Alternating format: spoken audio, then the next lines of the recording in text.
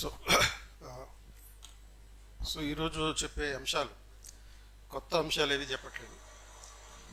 So already ఏవైతే మనం ఇప్పటిదాకా చేసిన ప్రిపరేషన్లో డిస్కస్ చేసాం ఆర్ మీరు చదివి ఉంటారు, వాటిని ఎగ్జామ్ ముందు ఒక ఫైనల్ రివిజన్ లాగా ఈ కొన్ని పాయింటర్స్ రూపంలో ఎక్కువ ఫోకస్ చేసేటటువంటి అంశాలుగా చెప్తాం. సో ఒకటి లా రిఫార్మ్స్. సో ఈ లా రిఫార్మ్స్ అంటే చట్ట సంస్కరణలు. ఈ చట్ట సంస్కరణలు ఏంటివి అంటే కొన్ని పాత చట్టాలు, ఓల్డ్ లాస్, కొన్ని రీనేమ్ చేయడం జరిగింది. సో ఈ పాత చట్టాలు వాటి పేర్లు మార్చి కొంత సంస్కరణలు చేశారు. సో ఇవి Indian penal code 1860.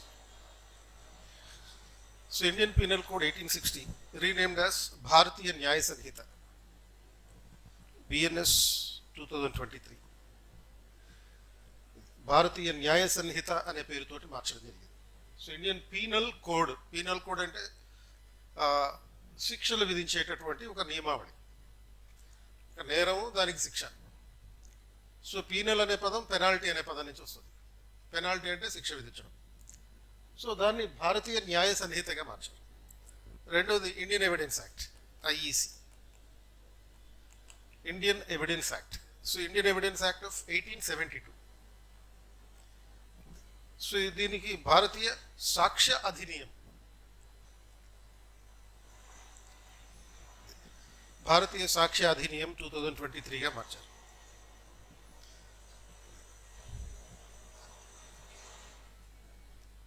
And CRPC, criminal procedure code, ఇది 1898లో ఫస్ట్ టైం చేయడం జరిగింది. అండ్ తర్వాత 1973లో మార్పు చేయడం జరిగింది. సో మొదటిసారిగా బ్రిటిష్ పరిపాలనా కాలంలో క్రిమినల్ ప్రొసీజర్ కోడ్ 1898లో చేశారు. మళ్ళీ 1973లో దీని పేర్లు మార్చి దీంట్లో ఉన్నటువంటి కాన్సెప్ట్స్ మార్చడం జరిగింది. అండ్ దీన్ని భారతీయ నాగరిక్ సురక్ష అధినియంగా మార్చారు. భారతీయ నాగరిక్ సురక్షా సంహిత 2023గా మార్చింది. అంటే క్రిమినల్ ప్రొసీజర్ కోడ్ అనేది దేని గురించి చెప్తుంది? The procedure to be adopted while initiating any criminal processes. అంటే ఒక నేరం జరిగినప్పుడు ఆ నేరానికి సంబంధించినటువంటి ప్రొసీజర్ని అనుసరించడం గురించి చెప్తుంది. అంటే ఇది ఫండమెంటల్గా it is all about the criminal justice system. Criminal procedure code tells about the criminal justice system. So criminal justice system అనేది ఏంటి అంటే ఒక నేరం జరిగినప్పుడు ఆ నేరస్తుడిని ఏ విధంగా శిక్షించాలని చెప్పేది. ఏ నేరానికి ఏ శిక్షలు అనేది IPCలో చెప్తారు. అంటే స్టార్టింగ్ విత్ మినిమం క్రైమ్ అంటే ఒకరోజు జైలు శిక్ష లాంటి క్రైమ్స్ కూడా ఉంటాయి. సో మినిమం క్రైమ్ అంటే ఇప్పుడు సపోజ్ లాల్ కృష్ణ అద్వానీ ఉన్నారు. ఆయన రథయాత్ర చేపట్టినప్పుడు ఆయన మీద క్రిమినల్ కేసులు పెట్టారు అండ్ ఒకరోజు జైలు శిక్ష విధించడం జరిగింది. అలా 1 డే పనిష్మెంట్ కాడి నుంచి డెత్ పనిష్మెంట్ వరకు ఏ నేరం దానికి ఉండే శిక్ష ఏంటి అనేది ఇండియన్ పీనల్ కోడ్లో ఉంటుంది. బట్ ఈ శిక్ష ఎలా విధించాలి అనేది క్రిమినల్ ప్రొసీజర్ కోడ్లో ఉంటుంది. సో ఈ క్రిమినల్ ప్రొసీజర్ కోడ్ అనేది క్రిమినల్ జస్టిస్ సిస్టమ్కి సంబంధించింది. క్రిమినల్ జస్టిస్ సిస్టమ్ అంటే పోలీసు, జ్యుడిషియరీ అండ్ జైల్స్, ఈ మూడు కలిసి క్రిమినల్ జస్టిస్ సిస్టమ్. పోలీసులు నేరస్తులను పట్టుకోవాలి, ఛార్జ్ షీట్ వేయాలి, కోర్టుకు తీసుకెళ్ళాలి, కోర్టు విచారణ జరపాలి, తర్వాత శిక్ష విధించాలి, దెన్ దాన్ని జైల్లో అమలు చేయాలి. ఈ మూడు వేరు చేయడం జరిగింది. అంటే at the broader level we have a separation of powers between legislature, executive, judiciary. అది బ్రాడర్ లెవెల్. ఏ విధంగా అయితే ప్రభుత్వ అధికారాలని లెజిస్లేచర్, ఎగ్జిక్యూటివ్, జ్యుడిషియరీ కింద డివైడ్ చేశారు. అండ్ ఒక మైక్రో లెవెల్లో క్రిమినల్ జస్టిస్ సిస్టంలో నేరస్తులు పట్టుకోవడానికి, వాళ్ళకి విచారణ జరపడానికి, శిక్షలు విధించడానికి ఒకరికి అధికారం ఇవ్వాలి, ఇట్లా ముగ్గురికి డివైడ్ చేశారు. అది క్రిమినల్ జస్టిస్. దాని గురించి ప్రొసీజర్లో పడతారు, ఈ క్రిమినల్ ప్రొసీజర్లో ఉంటారు. అయితే ఈ క్రిమినల్ ప్రొసీజర్ కోడ్ అనేది నేరస్తుడిని ఎలా శిక్షించాలి అనే దాని మీద ఫోకస్ చేసింది. ఈ భారతీయ నాగరిక సురక్షా సంహిత అంటే ఇది పేరులోనే ఉంది. భారతీయ నాగరిక అంటే citizen of India, Suraksha protection చేయడం, సంహిత కోడ్.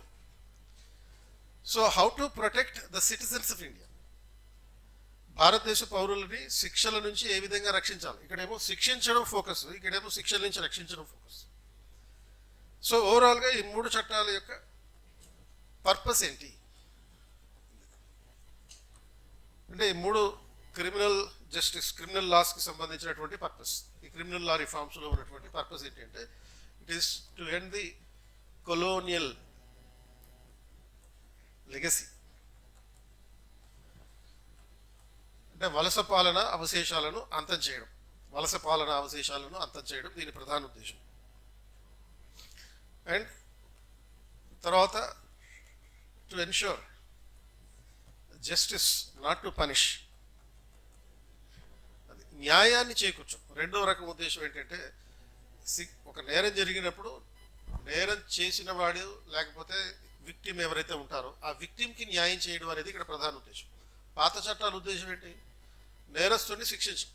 కొత్త చట్టం యొక్క ఉద్దేశం ఏంటి అంటే పౌరుల్ని రక్షించడం. ఈ పర్పస్ తోటి ఈ చట్టాలు, ఈ రెండు చట్టాలు, ఈ మూడు చట్టాలు చేయడం జరిగింది అన్నమాట. అండ్ తర్వాత ఈ మూడు చట్టాల్లో కీలకమైనటువంటి మరొక న్యూస్లో వచ్చేటటువంటి మరొక అంశం ఫ్రీక్వెంట్గా భారతీయ న్యాయ సంహితలో ఈ బిఎన్ఎస్లో ఉన్నటువంటి section 106. Next point, section 106 of the Bharatiya Nyaya Sanhita 2023. So ఈ సెక్షన్ 106లో ఏముంది? ఈ సెక్షన్ 106లో సబ్ క్లాస్ 1 ఉంది. అంటే ఇది సెక్షన్ 106 అనేది హిట్ అండ్ రన్ కేసెస్కి సంబంధించింది. సో ఈ హిట్ అండ్ రన్ కేసెస్ అంటే ఏంటి? యాక్సిడెంట్లో ఏదైనా యాక్సిడెంట్ చేసి పారిపోయేటటువంటి డ్రైవర్ పారిపోతే ఎటువంటి శిక్షలు విధించాలో ఈ మామూలుగా ఇండియన్ పీనల్ కోడ్లో ఉండేది. ఇండియన్ పీనల్ కోడ్లో యాక్సిడెంట్ చేసి పారిపోతే ఆ వ్యక్తికి 2 ఏళ్ల జైలు శిక్ష ఉంది. అండ్ తర్వాత ఇండియన్ మోటార్ వెహికల్స్ యాక్ట్ అనేది మరొకటి ఉంది. ఆ ఇండియన్ మోటార్ వెహికల్స్ యాక్ట్ ప్రకారం సపోజ్ ఒక వ్యక్తి కనుక యాక్సిడెంట్ చేసిన తర్వాత విక్టిమ్ ఎవరైతే ఉంటారో ఆ విక్టిమ్ని హాస్పిటల్లో చేర్చడానికి వెహికల్ దిగి ప్రయత్నం చేస్తున్నప్పుడు ఇండియన్ సొసైటీలో ఉండే ఒక టెండెన్సీ ఏంటంటే ఇట్లా యాక్సిడెంట్ చేసిన వాడి మీద మూకదాడి జరుపుతారు. అంటే అక్కడ ఉన్న వాళ్ళందరూ కలిసి ఆ డ్రైవర్ని కొట్టే ప్రయత్నం చేస్తారు, వాడిని చంపేసినా చెప్పచ్చు.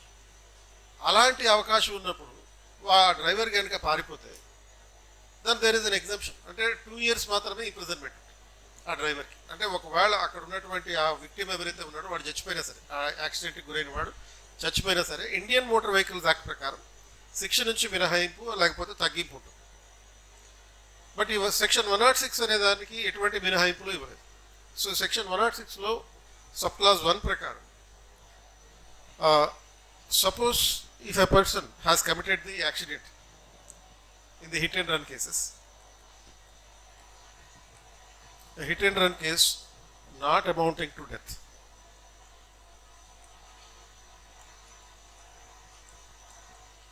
will result in 5 years imprisonment.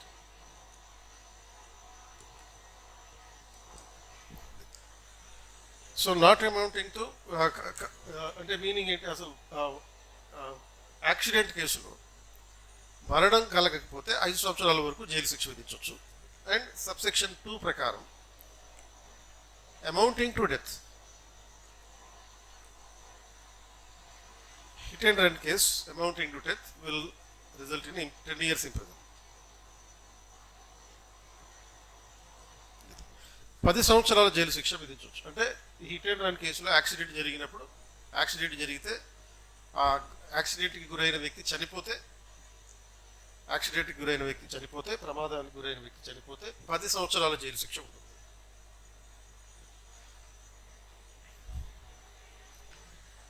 ఈ ఆస్పెక్ట్స్. సో ఇది ఈ సెక్షన్ 106 అనేది విస్తృతంగా న్యూస్లో ఉంది. రీజన్ ఏంటి అంటే దీన్ని ఆధారంగా చేసుకుని చాలామంది దేశంలో ట్రక్ డ్రైవర్లు ఒక అరొక సందర్భంలో స్ట్రైక్ చేశారు. దీనికి వ్యతిరేకంగా ఈ సెక్షన్ని రద్దు చేయాలని స్ట్రైక్ చేసినప్పుడు దేశవ్యాప్తంగా 10 రోజుల పాటు పెట్రోల్ సరఫరా ఆగిపోయింది, డీజిల్ సరఫరా ఆగిపోయింది. అండ్ ఫైనల్గా హోమ్ మినిస్టర్ వచ్చి ఇది వెంటనే ఇంప్లిమెంటేషన్ చేయం, 2024 జూలై నుంచి అమల్లోకి తీసుకొస్తాం, కంగారు పడకండి, లోపల మార్పులు తీసుకొస్తాం అని ప్రామిస్ చేస్తే అప్పుడు ఈ స్ట్రైక్ నుంచి ఉపసంహరించుకున్నారు. కాబట్టి ఇది ఇంత విస్తృతమైనటువంటి చర్చకి దారితీసింది కనుక ఈ అంశం మీద క్వశ్చన్ అడిగే అవకాశం. తర్వాత బిఎన్ఎస్లో ఈ భారతీయ న్యాయ సంహితలో ఫస్ట్ టైం ఇంట్రడ్యూస్ చేసిన కొన్ని అంశాలు అంటే భారతీయ చట్టాలలో మొదటిసారిగా భారతీయ న్యాయ సంహిత ద్వారా మొదటిసారిగా ప్రవేశపెట్టినటువంటి కొన్ని అంశాలు. ఏమేమి ప్రవేశపెట్టాను? జీరో ఎఫ్ఐఆర్ అంటే ఏంటి? జీరో ఎఫ్ఐఆర్ అంటే FIR first information report. And ఈ ఫస్ట్ ఇన్ఫర్మేషన్ రిపోర్ట్ అంటే ఒక క్రైమ్ జరిగినప్పుడు ఆ క్రైమ్కి సంబంధించినటువంటి అఫీషియల్ రిజిస్ట్రేషన్ చేసేటటువంటి ప్రక్రియని ఎఫ్ఐఆర్ అని అంటాం. అండ్ కొన్ని సందర్భాల్లో మెడికో లీగల్ కేసెస్ కానీ లేకపోతే ఇటువంటి యాక్సిడెంట్ కేసులు కానీ ఏమైనా జరిగినప్పుడు లేకపోతే ఏదైనా క్రైమ్ జరిగినప్పుడు పోలీస్ స్టేషన్కి మనం వెళ్ళి రిపోర్ట్ ఇస్తే వాళ్ళు సాధారణంగా మీ కేసు మా జ్యూరిస్డిక్షన్లోకి రాదు, వేరే పోలీస్ స్టేషన్కి వెళ్ళి కంప్లైంట్ ఇవ్వమంటారు. అలాంటి పరిస్థితి లేకుండా జీరో ఎఫ్ఐఆర్ అనేటటువంటి పద్ధతిలో ఏం జరుగుతుంది? క్రైమ్ ఎక్కడైనా జరిగిన దేశంలో నువ్వు ఏ పోలీస్ స్టేషన్లో అయినా సరే ఆ క్రైమ్ కంప్లైంట్ ఇవ్వచ్చు. ఇచ్చినప్పుడు దాన్ని జీరో ఎఫ్ఐఆర్గా దాఖలు చేసి నమోదు చేసి అండ్ ఆ క్రైమ్ జరిగినటువంటి పోలీస్ స్టేషన్ పరిధికి ఆ పోలీసులే ఆ ఎఫ్ఐఆర్ని పంపించేటటువంటి రెస్పాన్సిబిలిటీ తీసుకుంటుంది. ఆ జీరో ఎఫ్ఐఆర్ మొదటిసారి ఇంట్రడ్యూస్ చేయబడింది. దీన్ని మరి సక్సెస్ఫుల్గా ఇంప్లిమెంట్ చేయాలంటే దీనికి అనుబంధంగా ఇంకొకటి ఈఎఫ్ఐఆర్.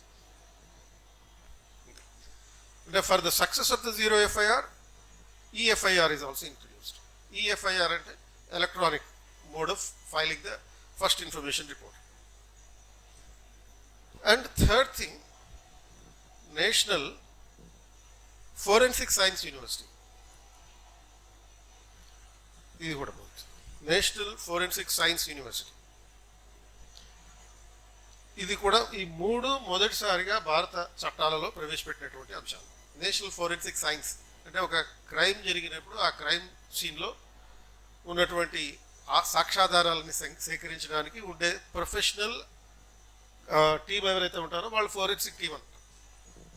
ఈ వేలిముద్రలు లేకపోతే డిఎన్ఏ శాంపుల్స్ ఇవన్నీ కలెక్ట్ చేసేవాళ్ళు ఈ ఫోరెన్సిక్ టీం. సో ఇప్పుడున్నటువంటి కొత్త నేర వ్యవస్థలో నూతన పద్ధతుల్లో జరుగుతున్నటువంటి క్రైమ్స్ నేపథ్యంలో ఈ ఫోరెన్సిక్ సైన్స్ అనే దానికి చాలా విస్తృతమైనటువంటి ఫోకస్ ఇవ్వాల్సినటువంటి అవసరం ఉంది. కాబట్టి నేషనల్ ఫోరెన్సిక్ సైన్స్ యూనివర్సిటీస్ దేశవ్యాప్తంగా ఏర్పాటు చేస్తారు. దీనివల్ల ఏమవుతుందంటే రాబోయే 3 సంవత్సరాల తర్వాత సంవత్సరానికి కనీసం ఒక 25,000 మంది ఫోరెన్సిక్ సైన్స్ ఎక్స్పర్ట్స్ బయటకు వస్తారు. అంటే ఫోరెన్సిక్ సైన్స్ యూనివర్సిటీలో చదువుకున్నటువంటి గ్రాడ్యుయేట్స్ బయటకు వస్తారు. అంటే సంవత్సరానికి 25,000 మంది ఈ ప్రొడ్యూస్ అయ్యేటటువంటి అవకాశం. కాబట్టి ఈ ఫోరెన్సిక్ సైన్స్ అనేది గణనీయంగా ఇంప్రూవ్ అవుతుంది. అండ్ మోర్ ఇంపార్టెంట్లీ పర్టికులర్గా దేశంలో కొత్త జిల్లాలు ఏర్పడుతున్నాయి. అంటే ఓన్లీ ఏపీ అండ్ తెలంగాణలోనే కాదు, దేశవ్యాప్తంగా ఈ ట్రెండ్ అనేది నడుస్తుంది. ప్రతి జిల్లాలోనూ కంపల్సరీగా ఈ ఫోరెన్సిక్ యూనిట్లు ఉండేటట్టుగా చూసుకుంటున్నారు. సో కనుక ఈ ఫోరెన్సిక్ ఎక్స్పర్ట్స్ అనేవాళ్ళు కంపల్సరీ కావాలి. ఓన్లీ ఫిజికల్ క్రైమ్స్ విషయంలోనే కాకుండా ఈ ఫోరెన్సిక్ సైన్స్ ఎక్స్పర్ట్స్ ఎవరైతే ఉన్నారో ఫిజికల్ క్రైమ్స్ మీద మాత్రమే కాకుండా ఈవెన్ ఆన్లైన్ క్రైమ్స్ విషయంలో కూడా వీళ్ళ ఎక్స్పర్టైజ్ ఉంటుంది. కాబట్టి ఈ ఆస్పెక్ట్ అనేది ఇంపార్టెంట్ ఏరియాస్. తర్వాత నెక్స్ట్ 106th అమెండ్మెంట్ యాక్ట్.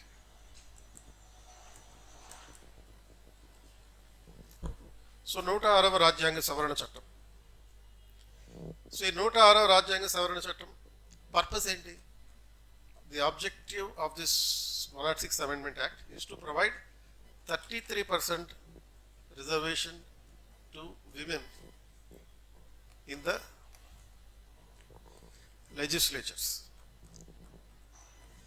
చట్టసభలలో మహిళలకు 33% రిజర్వేషన్లు కల్పించడం దీని ప్రధాన ఉద్దేశం.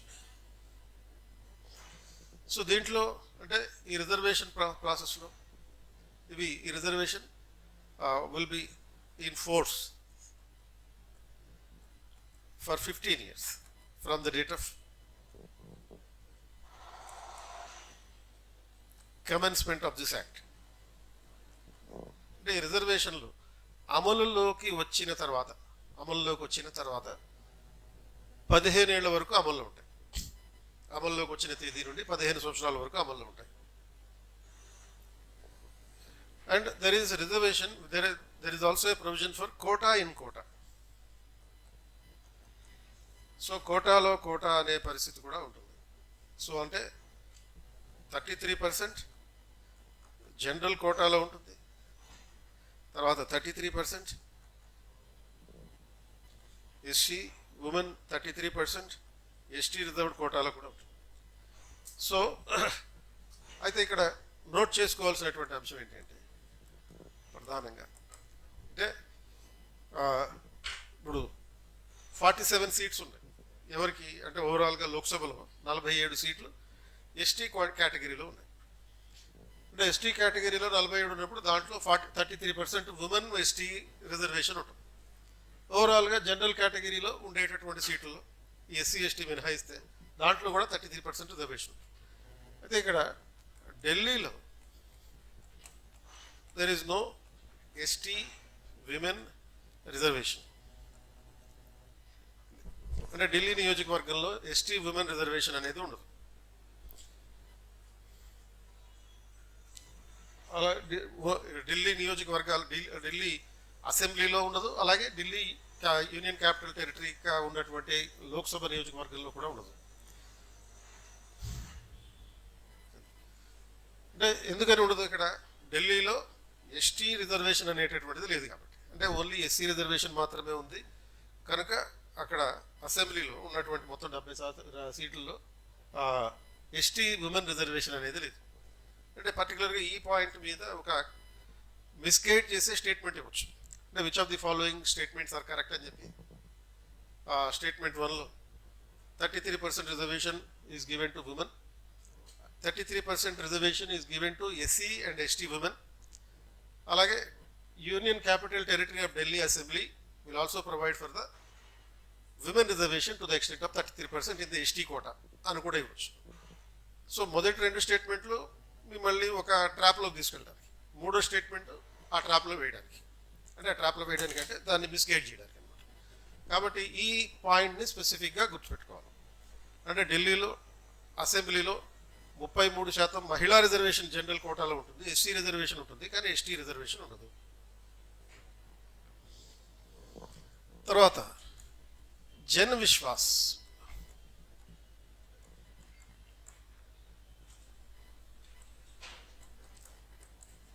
జన విశ్వాస్ అమెండ్మెంట్ యాక్ట్ 2023.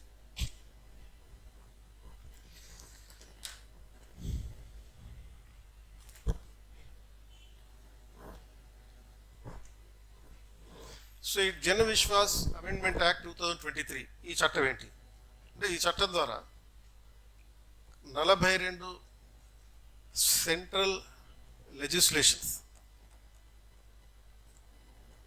అంటే 42 కేంద్ర చట్టాలు, వాటిలో ఉన్నటువంటి 183 నిబంధనలు,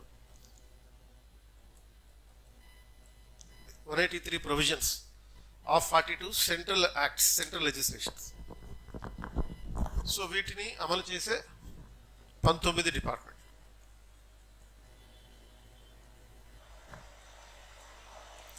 So which are administered by the 19 departments. So ఈ చట్టాలని అమలు చేసే 19 శాఖలు ఉన్నాయి. అంటే వీటిని డీక్రిమినలైజ్ చేయడం. So decriminalisation of 183 provisions in the 42 acts, central legislation. Then ఈ 42 కేంద్ర చట్టాల్లోని 183 నిబంధనలను నేరరహితం చేయడం జరుగుతుంది. డీక్రిమినలైజేషన్, నేరరహితం. అంటే నేరరహితం చేయడం అంటే ఏంటి అంటే కొన్ని పనులు మనం తెలియకుండానే అనేక సందర్భాల్లో చట్టాలను ఉల్లంఘిస్తుంటాం, దానివల్ల శిక్షలు పడుతుంటాం. సో దీనివల్ల ఏమవుతుందంటే ఈ క్రిమినలైజేషన్ ఆఫ్ సచ్ లెజిస్లేషన్ కారణంగా, అంటే ఈ చట్టాలని క్రిమినలైజ్ చేసేటటువంటి ప్రొసీజర్ కారణంగా, అంటే because we commit so many times certain illegal affairs without hour specific knowledge, మనకి సరైన అవగాహన లేకపోవడం కారణంగా అనేక సందర్భాల్లో మనం నేరాలు చేస్తుంటాం. దీనివల్ల ఏమవుతుందంటే ఓవరాల్గా దేశంలో తెలియకుండా నేరాలు చేసేటటువంటి ప్రొసీజర్లో భాగంగా దేశంలో వ్యాపారం కుంటుపడేటటువంటి పరిస్థితి. అంటే వ్యాపారం కుంటుపడడం అంటే ఏంటి? ఇప్పుడు సపోజ్ ఒక ఫ్యాక్టరీ పెడతాం, ఒక స్టార్టప్ కంపెనీ పెడతాం. ఆ స్టార్టప్ కంపెనీ పెట్టి నీకు తెలియకుండా కొన్ని నేరాలు చేయొచ్చు. దేనికి సంబంధించి ఈ ఎన్విరాన్మెంట్ వైలేషన్ జరుగుతుంది కొన్ని సందర్భాల్లో, అంటే పర్యావరణానికి హాని కలిగించే ప్రయత్నం చేయొచ్చు. ఇప్పుడు యాజ్ సింపుల్ యాజ్ సపోజ్ ఒక కూరగాయల వ్యాపారం చేసుకునే వాళ్ళు ఉంటారు. వాళ్ళు ఒక పాలిథిన్ కవర్లో నీకు కావాల్సిన కూరగాయలు ఇస్తారు. అలా పాలిథిన్ కవర్ మినిమం స్టాండర్డ్స్ లేకుండా ఉపయోగించడం జరిగితే నువ్వు నేరం చేశావు, నువ్వు జైలుకి వెళ్ళే అవకాశం. అలాంటి కొన్ని చట్టాలు, మనకు తెలియకుండా నేరం చేసేటటువంటి కొన్ని చట్టాలని డీక్రిమినలైజేషన్ చేయడం అనేది ఈ జన విశ్వాస్ అమెండ్మెంట్ యాక్ట్ యొక్క ఉద్దేశం. జన విశ్వాస్ అంటే ఏంటి? ప్రజల విశ్వాసం పొందడం. ఏ విషయంలో అంటే వ్యాపార ఈజ్ ఆఫ్ డూయింగ్ బిజినెస్ అనేటటువంటి విషయంలో.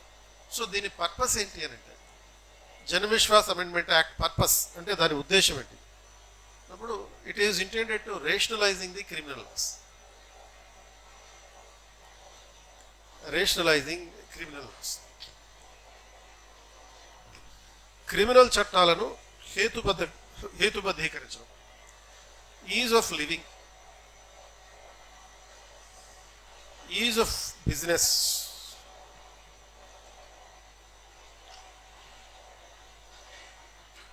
ఈజ్ ఆఫ్ డూయింగ్ బిజినెస్,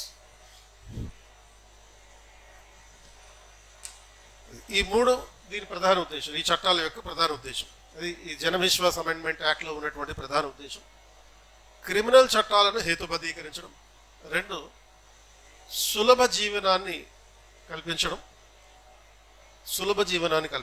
3, సులభంగా వ్యాపారం చేసే పరిస్థితులను సృష్టించడం. ఈ 3 రకాల ఉద్దేశాలతో, అంటే ఓవరాల్గా నిర్భయంగా జీవించేటట్టు చేయడం. అంటే it is helping this criminal amendment act, this Jan Vishwas amendment act is intended to help the people to live without any fear or fever. నిర్భయంగా జీవించడానికి కావలసినటువంటి పరిస్థితుల్ని సృష్టించడమే దీని ఉద్దేశం అన్న. తర్వాత నెక్స్ట్ జమ్మూ కాశ్మీర్ సంబంధించినటువంటి aspect. So Jammu Kashmir reservation amendment bill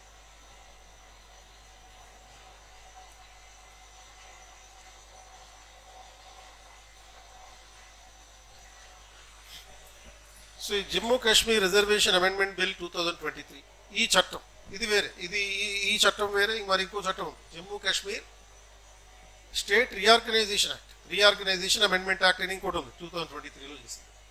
Jammu Kashmir state reorganisation amendment act 2023 అనేదేమో జమ్మూ కాశ్మీర్ రాష్ట్ర శాసనసభకి సంబంధించినటువంటి సీట్ల పెంపుకు సంబంధించింది, హేతుబద్ధీకరించడానికి సంబంధించింది. ఇదేంటిది? Jammu Kashmir reservation amendment act, అంటే రిజర్వేషన్ సవరణ చట్టం. అంటే ఈ ఒరిజినల్గా ఈ చట్టానికి సంబంధించినటువంటి ప్రొవిజన్స్లో ఒరిజినల్ ప్రొవిజన్ ఏముండేదంటే, ఒరిజినల్ ప్రొవిజన్లో రిజర్వేషన్ టు వీకర్ సెక్షన్స్ అనేటటువంటి పదం ఉండేది. Weaker and under privilege sections.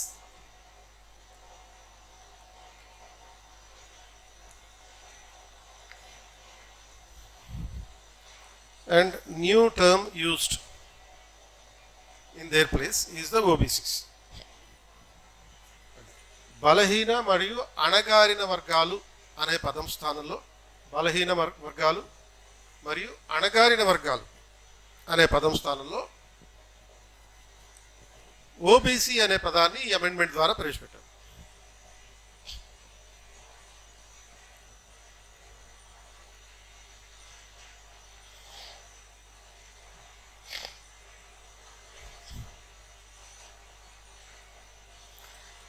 And తర్వాత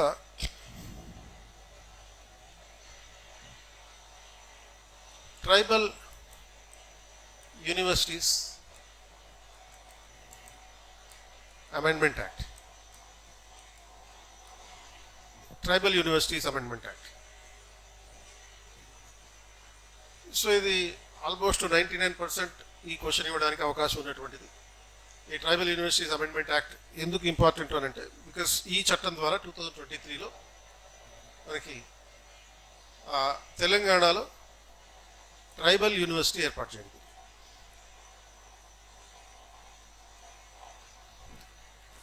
సో ఈ సెంట్రల్ ట్రైబల్ యూనివర్సిటీ సో దీని పేరు ఏం పేరు? Sammakka Saralakka central tribal university.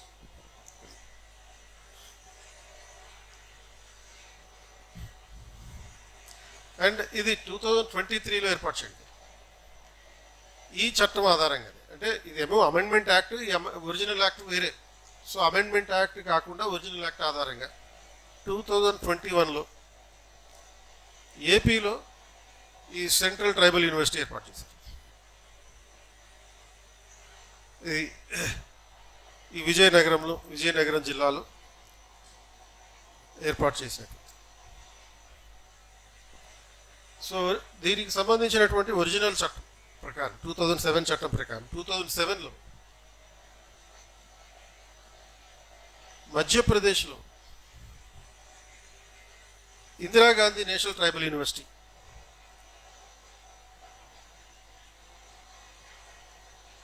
So Amarkantak అనే ప్రాంతంలో ఇందిరాగాంధీ నేషనల్ ట్రైబల్ యూనివర్సిటీ ఏర్పాటు చేశారు.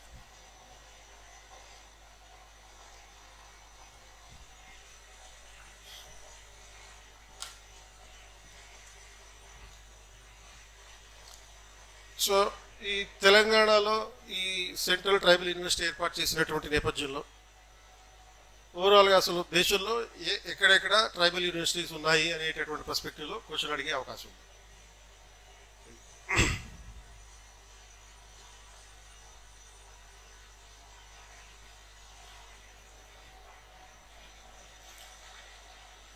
తర్వాత election commission reforms.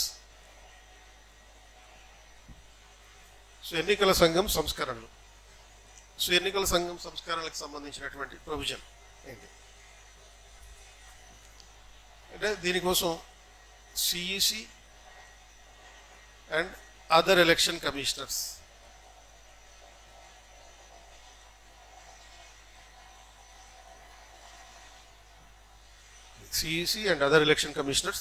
appointment and conditions of service.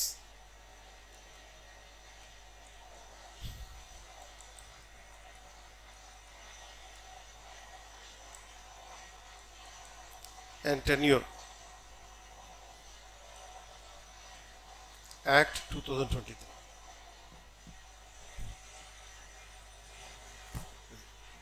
CEC మరియు ఇతర ఎన్నికల కమిషనర్ల నియామకము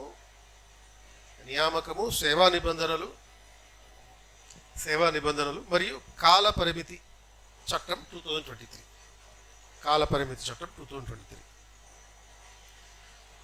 సో ఈ యాక్ట్ టైటిల్లో ఉన్నట్టుగా this act is associated with the appointment of the election commissioners and the chief election commissioner and the service conditions of the.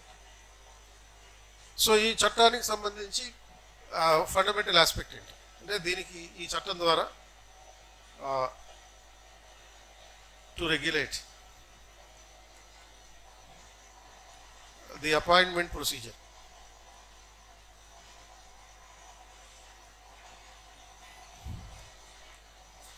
Of election commissioners. ఎన్నికల కమిషనర్ల యొక్క నియామక ప్రక్రియను నియంత్రించడం దీని ప్రధాన ఉద్దేశం. And that is as provided by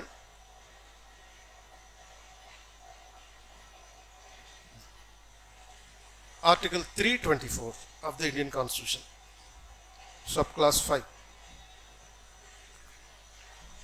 రాజ్యాంగంలో article 324 class 5లో పొందుపరిచిన విధంగా 324 సబ్ క్లాస్ 5లో పొందుపరిచిన విధంగా ఈ ఎలక్షన్ కమిషనర్ల నియామకాన్ని రెగ్యులేట్ చేసేటటువంటి ఉద్దేశంతో చేయబడినటువంటి ఈ చట్టం. సో సెవెరల్ టైమ్స్ దీని గురించి మనం చదివాము, ఏ విధంగా కొత్త ఎలక్షన్ కమిషన్ ఏర్పాటు అవుతుంది, అంటే నియామకం జరుగుతుంది. అంటే ఈ రిఫార్మ్స్కి source, the source of bringing this reform ఈ supreme court judgment in the Anoop Baranwal case.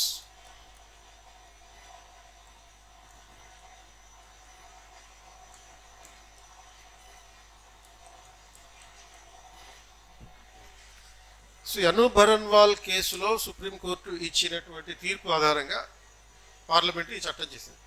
అంటే ఈ 324(5)లో ఏముంది? సో 324(5)లో ఏముంటుంది మామూలుగా?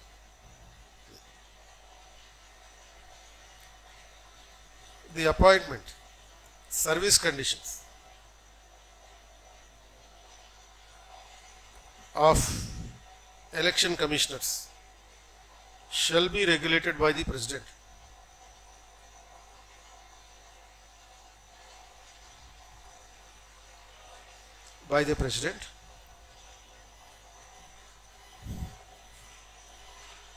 Before any such act is enacted by Parliament. So ఇది ఆర్టికల్ 324(5)లో ఉన్నటువంటి ప్రొవిజన్. అంటే ఎన్నికల కమిషనర్ల నియామకము మరియు ఇతర సేవా నిబంధనలను పార్లమెంటు చట్టం ద్వారా నియంత్రిస్తుంది. అటువంటి చట్టం చేసేలోపు రాష్ట్రపతి నియంత్రించడం జరుగుతుంది.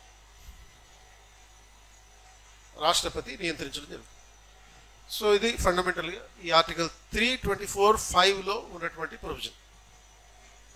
సో ఎగ్జామినర్ ఓవరాల్గా దీంట్లో ఉన్నటువంటి ఆ కేసు గురించి ఇవ్వచ్చు. అంటే ఎన్నికల సంఘం జనరల్గా election commission proposes the election reforms, ఎన్నికల సంస్కరణల గురించి ప్రపోజ్ చేస్తుంది. But a long pending issue before the Government of India has been reforming the election commission itself. ఎన్నికల సంఘం సంస్కరణలను ప్రతిపాదిస్తుంది ఎన్నికల ప్రక్రియ గురించి. దానికన్నా ముందు ఎన్నికల సంఘాన్నే సంస్కరించాల్సినటువంటి అవసరం ఉంది. కాబట్టి సుప్రీంకోర్టు ఈ జడ్జిమెంట్ ఇచ్చింది. అంటే 70 ఏళ్లుగా పెండింగ్లో ఉన్నటువంటి అంశం. 70 ఏళ్లుగా అంటే ఏంటి? రాజ్యాంగంలో ఆర్టికల్ 324(5)లో ఉన్నటువంటి ఆల్రెడీ ఎగ్జిస్టింగ్ ప్రొవిజన్. ఏంటది? ఈ ఎలక్షన్ కమిషనర్ల నియామకం ఎలా జరగాలి, వాళ్ళ సర్వీస్ కండిషన్స్ ఎలా ఉండాలి, వాళ్ళ టెన్యూర్ ఆఫ్ సర్వీస్ ఎంత ఉండాలి, వీటన్నిటిని రెగ్యులేట్ చేయాల్సింది పార్లమెంటు చట్టం ద్వారా చేయాలి. అలాంటి చట్టం చేసే లోపల రాష్ట్రపతి డిసైడ్ చేయొచ్చు. రాష్ట్రపతి ఈ ప్రక్రియను నిర్ణయించడం. So for the past 70 years since the commencement of the constitution no such legislation has been enacted. రాజ్యాంగం అమల్లోకి వచ్చినప్పటి నుంచి 2023 వరకు అటువంటి చట్టం ఏది చేయలేదు. కాబట్టి ప్రస్తుతం ప్రభుత్వం ఎవరినైనా సరే ఎన్నికల కమిషనర్లుగా నియమించుకునేటటువంటి అవకాశం ఉంది 2023 వరకు. సో 2024లో ఫిబ్రవరిలో మొదటిసారిగా ఈ కొత్త చట్టం ప్రకారం ఎలక్షన్ కమిషనర్ల యొక్క నియామకం చేపట్టడం జరిగింది. ఈ చట్టం చేసిన తర్వాత ఒక ఎలక్షన్ కమిషనర్ రిజైన్ చేశాడు. కాబట్టి ఆ కొత్త commissioner just before the elections, general ఎలక్షన్స్కి ఒక 2 నెలల ముందు ఈ రకంగా రిజైన్ చేయడం జరిగింది. మరి ఆ కొత్త కమిషనర్ నియమించడం కోసం కొత్త ప్రొసీజర్ని 2023 యాక్ట్ ద్వారా వచ్చినటువంటి ప్రొసీజర్ని పెట్టుకున్నారు. సో ఈ ప్రొసీజర్ ఏంటి అని అంటే, కొత్త ప్రొసీజర్ మామూలుగా ఎగ్జిస్టింగ్ ప్రొసీజర్ ఏంటి అంటే, బిఫోర్ 2023 అయితే గవర్నమెంట్ ఏంటి recommends, president appoints the election commissioners. ఇంతే ప్రొసీజర్. ప్రభుత్వం సూచిస్తుంది అండ్ రాష్ట్రపతి నియమిస్తాడు. ప్రభుత్వం ఎవరిని సూచిస్తుంది? దానికి ఏమి కండిషన్స్ లేవు. Because the constitution has not prescribed any qualifications for the election commissioners. సుప్రీంకోర్టు జడ్జిగా అపాయింట్ అవ్వాలంటే ఒక 5 ఏళ్ళు హైకోర్టులో జడ్జిగా కానీ, లేకపోతే 10 ఏళ్ళు హైకోర్టులో ఏదైనా ఒక హైకోర్టులో అడ్వకేట్గా కానీ పనిచేస్తున్న వాడిని భారతీయ పౌరుని అని చెప్పి క్వాలిఫికేషన్స్ ఉన్నాయి సుప్రీంకోర్టులో జడ్జిగా పెట్టాం. బట్ ఎలక్షన్ కమిషనర్కి క్వాలిఫికేషన్స్ ప్రిస్క్రైబ్ చేయలేదు. కంట్రోలర్ అండ్ ఆడిటర్ జనరల్కి కూడా ఎలాంటి క్వాలిఫికేషన్స్ ప్రిస్క్రైబ్ చేయలేదు. కాబట్టి యూజువల్గా వీళ్ళు ఎవరై ఉంటారు, ఐఏఎస్ ఆఫీసర్లే ఉంటారు. ఈ కంట్రోలర్ అండ్ ఆడిటర్ జనరల్ కానీ ఎలక్షన్ కమిషన్ కానీ వీళ్ళందరూ. సో మరి ఈ ప్రొసీజర్ బదులు కొత్త ప్రొసీజర్ ఏంటి? అనూప్ బరన్వాల్ కేసులో ఇచ్చిన తీర్పు ఆధారంగా 2023 డిసెంబర్లో ఈ కొత్త చట్టం చేశారు కాబట్టి ఆ కొత్త చట్టం ప్రకారం ఉన్నటువంటి ప్రొసీజర్ ఏంటి? So the procedure as prescribed after 2023.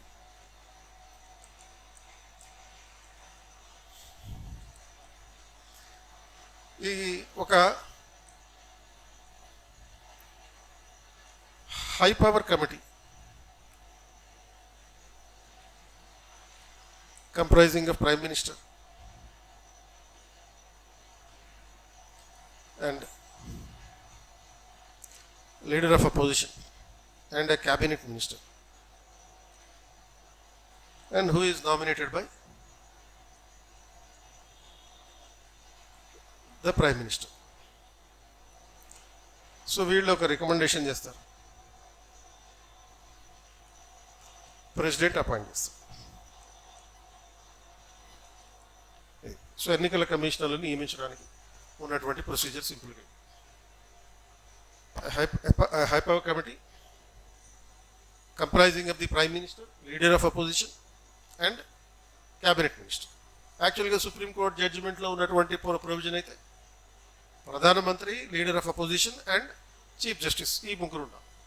అయితే సుప్రీంకోర్టు జడ్జిమెంట్లోనే ఉన్నటువంటి ఒక ఎగ్జంప్షన్ ఏంటి అంటే this judgment will be applicable till any such law is enacted by the parliament అని కూడా ఉంది. పార్లమెంటు చేసే చట్టం అమల్లోకి వచ్చేంత వరకు సుప్రీంకోర్టు జడ్జిమెంట్ అమల్లో ఉంటుంది. కాబట్టి 2023 ఫిబ్రవరి మార్చిలో జడ్జిమెంట్ ఇస్తే 2023 డిసెంబర్ నాటికి చట్టం చేశారు. అండ్ చీఫ్ జస్టిస్ బదులుగా ఈ క్యాబినెట్ మినిస్టర్ అనే పదం పెట్టారు. కాబట్టి ఇది ఈ ప్రొవిజన్ అనేది కంపల్సరీగా మనకి సుప్రీంకోర్టు తీర్పుకి అనుకూలంగానే ఉన్నట్టుగా లెక్క. అండ్ తర్వాత telecommunication act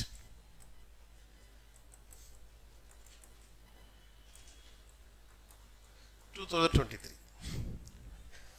So Telecommunication Act 2023 seeks to amend consolidate the laws related to development and expansion.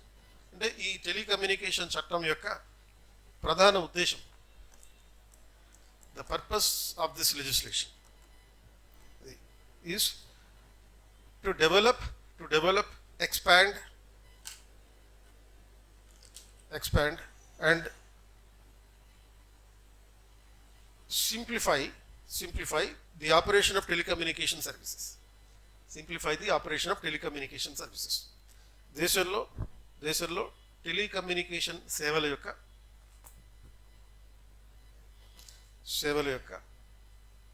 పరిధిని పెంచడానికి, అభివృద్ధి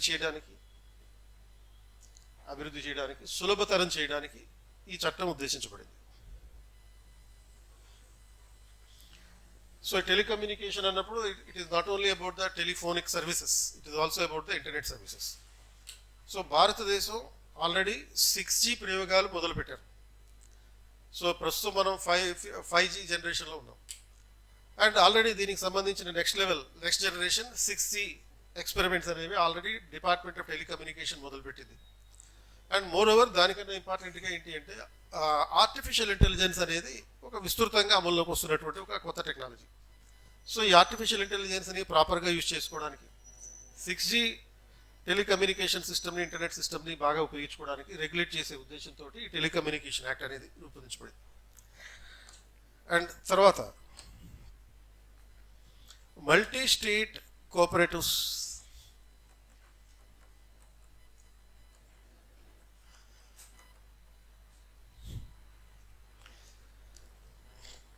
societies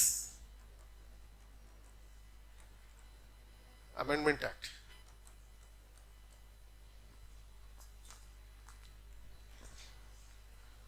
సో ఇది original act, multi state cooperative societies amendment act. ఏంటంటే బహుళ రాష్ట్ర సహకార సంఘాల సవరణ చట్టం. బహుళ రాష్ట్ర సహకార సంఘాల సవరణ చట్టం ఇది ఒరిజినల్గా 2022లో రూపొందించారు. The original act was enacted in 2022.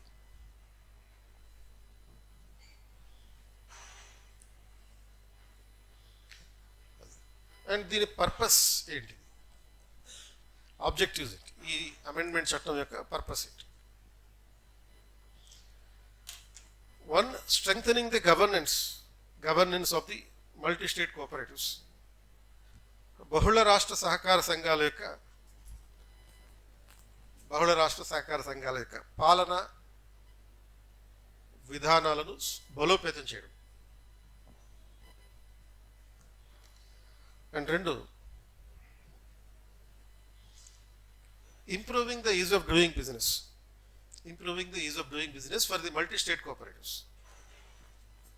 బహుళ రాష్ట్ర సహకార సంఘాల పనితీరును సులభం చేయడం.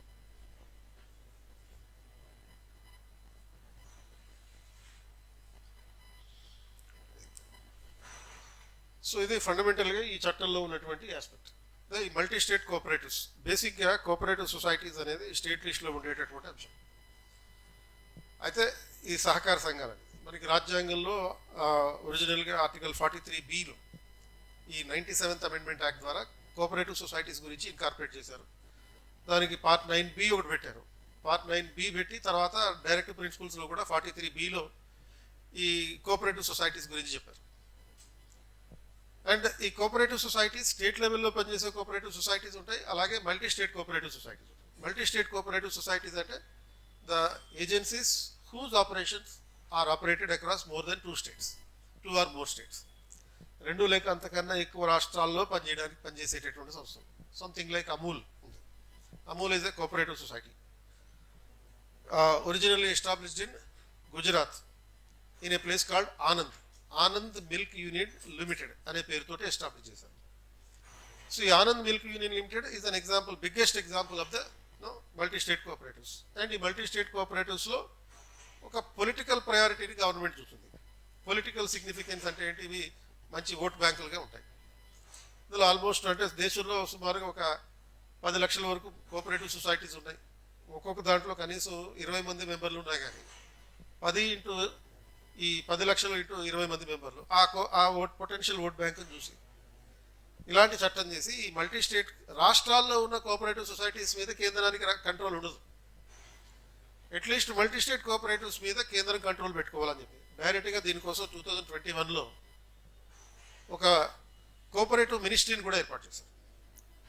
అంటే ministry of cooperatives was established in the union government in 2021 directly under the charge of home minister.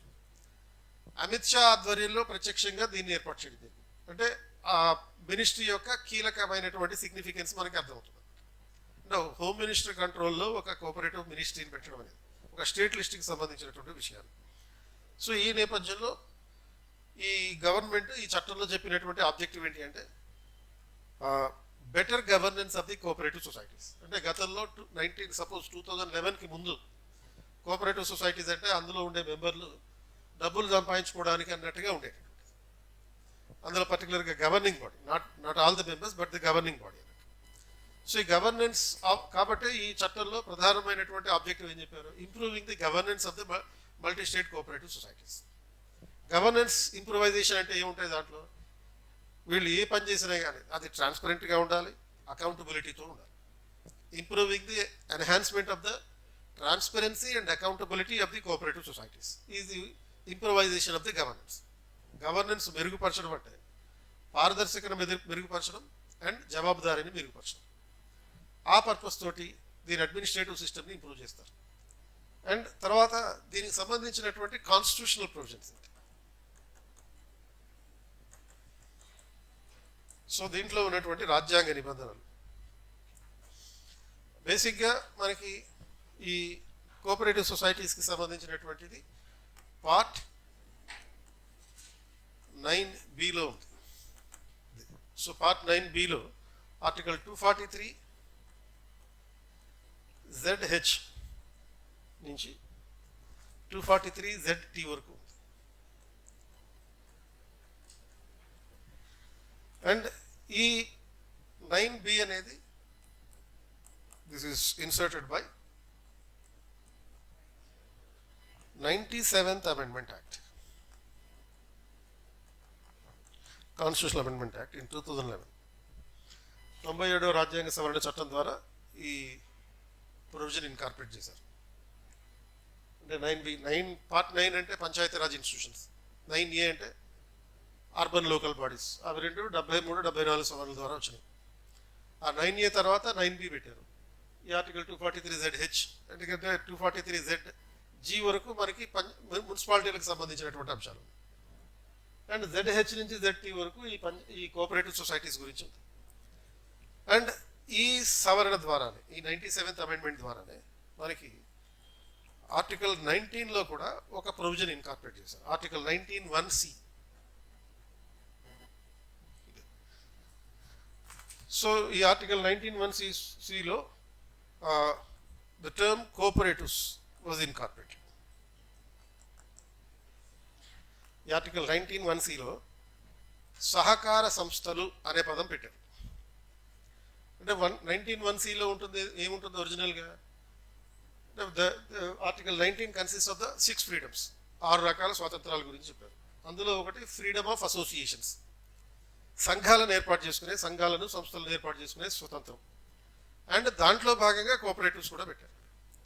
It is extended with another word, అంటే freedom of associations and establishing cooperative societies. ప్రతి పౌరుడికి సహకార సంస్థల్ని ఏర్పాటు చేసుకుని నిర్వహించుకునే హక్కు కల్పించడం జరిగింది. అలాగే డైరెక్ట్ ప్రిన్సిపల్స్లో కూడా ఇదే ఆర్టికల్ 97th అమెండ్మెంట్ ద్వారా ఆర్టికల్ 43B అనేది పెట్టారు. సో ఆర్టికల్ 43Bలో ఏముంటుంది? It is government responsibility to develop the cooperatives.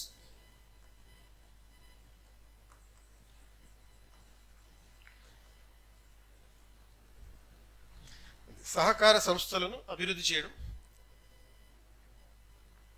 ప్రభుత్వ బాధ్యత.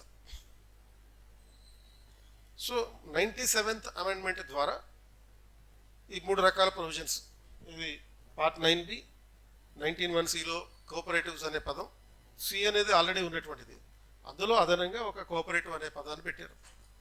దెన్ 43B అనేది కొత్తగా చేర్చినటువంటి నిబంధన, and that is saying that the government has the responsibility to develop cooperative societies in a democratic and professional manner. Then ఇది కాకుండా ఇంకా state లిస్ట్లో state cooperatives ఉంటాయి. స్టేట్ కోఆపరేటివ్ సొసైటీస్ ఎంట్రీ 32లో, అంటే స్టేట్ లిస్ట్లో ఉన్నటువంటి 32వ అంశం ఈ రాష్ట్ర సహకార సంస్థలు. అండ్ యూనియన్ లిస్టులో ఈ ఇంటర్ స్టేట్ కోఆపరేటివ్స్.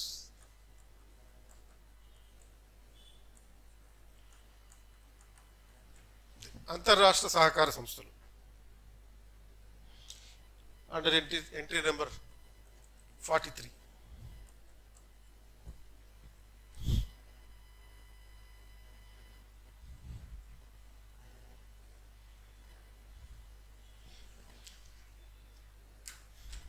సో ఈ కోఆపరేటివ్ సొసైటీ సిగ్నిఫికెన్స్ని దృష్టిలో పెట్టుకునే 2021లో మనకి మినిస్ట్రీ ఆఫ్ కోఆపరేటివ్స్ అనేది కూడా ఎస్టాబ్లిష్ చేశారు.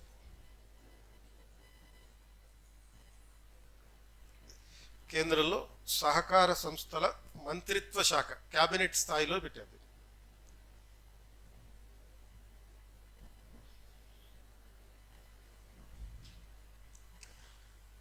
So these are some of the provisions related to cooperative societies. తర్వాత mines and minerals amendment act 2023. So which is intended to amend the original act. అసలు చట్టం అంటే 1957లో రూపొందించబడినటువంటిది, దీన్ని అమెండ్మెంట్ చేసింది ఈ 2023లో.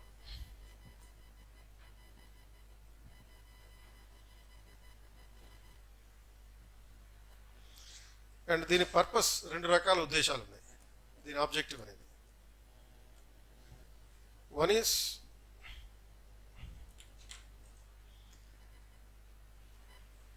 simplifying licenses for exploration of minerals, simplifying the licenses of exploration of the minerals.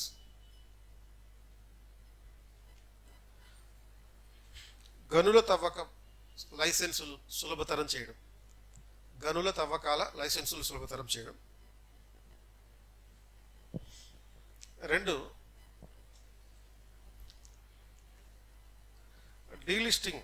delisting some minerals from the list of atomic minerals, some minerals from the list of atomic minerals, atomic minerals జాబితా నుండి, atomic minerals జాబితా నుండి కొన్ని minerals ను తొలగించడం.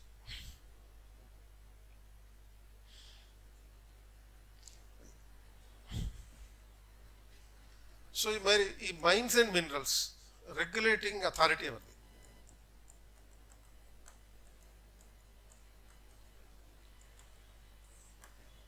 అంటే ఇది union గవర్నమెంట్కి ఉంది, అలాగే స్టేట్ గవర్నమెంట్కి ఉంది. అంటే మైన్స్ అండ్ మినరల్స్ ఏ జాబితాలో ప్రతిపాదించబడ్డాయి అనే సింపుల్ క్వశ్చన్ అడగచ్చు. They are mention both in the union list as well as the state list. కాబట్టి కేంద్ర ప్రభుత్వానికి అలాగే రాష్ట్ర ప్రభుత్వానికి ఇద్దరికి ఈ మైన్స్ మినరల్స్ రెగ్యులేట్ చేసే నియంత్రించేటటువంటి అధికారం ఉంటుంది.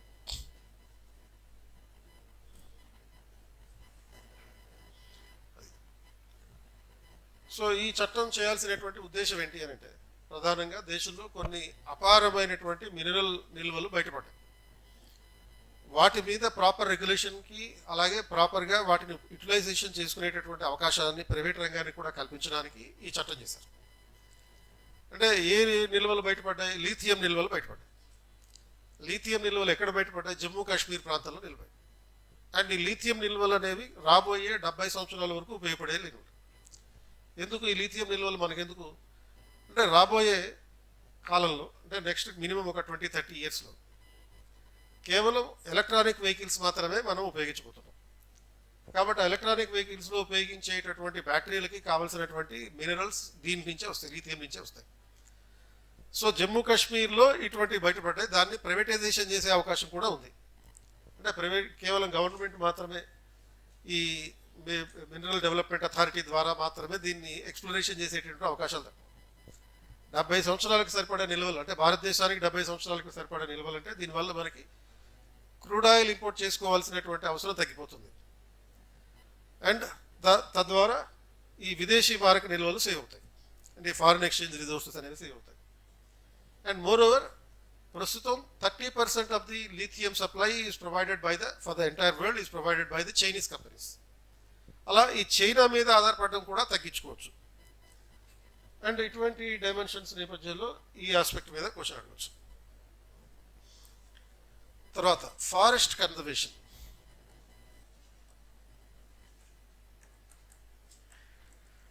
అమెండ్మెంట్ యాక్ట్ 2023,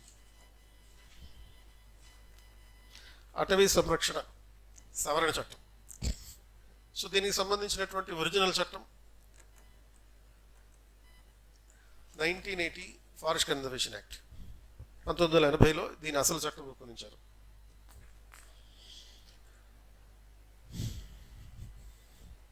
అండ్ దీని పర్పస్ ఏంటి? Purpose is to streamline the licenses under the forest conservation.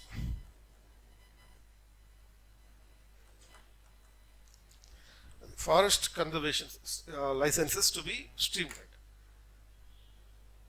అటవీ సంరక్షణలో భాగంగా ఇచ్చేటటువంటి లైసెన్సులు సులభతరం చేయడం.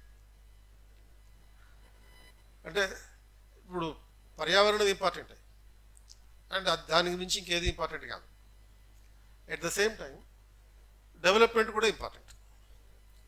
సో డెవలప్మెంట్ చేయాలంటే అడవుల్ని నరకాలి. అడవులు నరకపోతే డెవలప్మెంట్ ఉండదు. మరి అడవుల్ని నరికి మరి డెవలప్మెంట్ ఎలా చేయాలి అంటే ఆల్టర్నేటివ్ అడవుల్ని కూడా డెవలప్ చేయాలి, ఆ తర్వాత డెవలప్మెంట్ చేయాలి. సో ఇటువంటి లైసెన్సింగ్ ప్రాసెస్ ఏదైతే ఉందో మనకి డెవలప్మెంట్లో ప్రతి చోట ఈ లైసెన్సింగ్ ప్రాసెస్ అనేది అడ్డుపడుతూ ఉంటుంది. నువ్వు ఒక రివర్ వాటర్ ప్రాజెక్ట్ కట్టాలంటే ఈ ministry of environment and forest నుంచి పర్మిషన్ తెచ్చుకోవాలి. ఆర్ లేకపోతే ఏదైనా ఒక ఎలక్ట్రిసిటీ ప్రాజెక్ట్ కట్టాలంటే ఇదే అప్రూవల్స్ తెచ్చుకోవాలి. ఆర్ లేకపోతే ఒక ఇండస్ట్రీ పెట్టాలన్నా అడవుల్ని ఎలిమినేట్ చేయాలి, ఆ పర్మిషన్లు తెచ్చుకోవాలి. మైనింగ్ చేయాలన్నా ఇది అవసరమే. మైనింగ్ చేయాలన్నా మైనింగ్ లేకుండా మా డెవలప్మెంట్ అనేది లేదు మళ్ళీ. కాబట్టి మొత్తం అన్ని రకాల లైసెన్సులకి ఫారెస్ట్ రిలేటెడ్గా ఉండే కన్జర్వేషన్ చట్టాలు అనేవి కొంత ఇబ్బంది కలిగించేటటువంటి పరిస్థితి ఉంది. దాన్ని కొంచెం స్ట్రీమ్లైన్ చేసేటటువంటి చట్టమే ఈ forest conservation amendment act. So ఈ ఫారెస్ట్ కన్జర్వేషన్కి సంబంధించినటువంటి కాన్స్టిట్యూషనల్ ప్రొవిజన్స్ ఇది.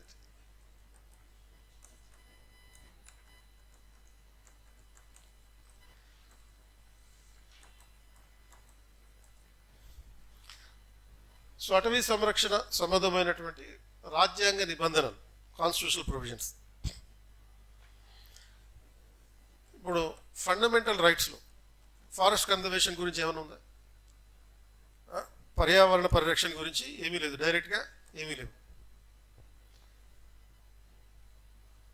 అండ్ కాకపోతే సుప్రీంకోర్టు వివిధ రకాల కేసుల్లో ఇచ్చిన తీర్పు ప్రకారం పరిశుభ్రమైన పర్యావరణాన్ని కలిగి ఉండడం ప్రతి పౌరుడి యొక్క ప్రాథమిక హక్కు, రైట్ టు లైఫ్ కింద ఆర్టికల్ 21 కింద. కాకపోతే డైరెక్ట్ రిఫరెన్స్ లేదు ఫండమెంటల్ రైట్స్లో ఫారెస్ట్ కన్జర్వేషన్కి సంబంధించిన డైరెక్ట్ రిఫరెన్స్ లేదు. Only implicit reference as provided by the supreme court judgements across various cases and which is considered to be forest conservation which is connected to the environmental protection and enjoying a clean environment is a part of an implicit right under the right to life under article 21. Direct references aithe le mari directive principles of state policy ఆదేశిక సూత్రాలు డైరెక్ట్గా article 48A ఉంది. So article 48A ప్రకారం state has to protect forests and wildlife. State has to protect the forests and wildlife. ప్రభుత్వం అడవులను మరియు వన్యప్రాణులను సంరక్షించాలి. So ఇది డైరెక్ట్గా article 48A ద్వారా ఇన్కార్పొరేట్ చేసినటువంటి అంశం. అంటే ఇక్కడ government responsibility to protect the wildlife and forest conservation. అలాగే ఫండమెంటల్ డ్యూటీస్లో ప్రాథమిక విధుల్లో ఒక ప్రొవిజన్ 51A దగ్గర. సో ఆర్టికల్ 51Aలో 8th duty, 7th duty, duty of the citizen. It is the duty of every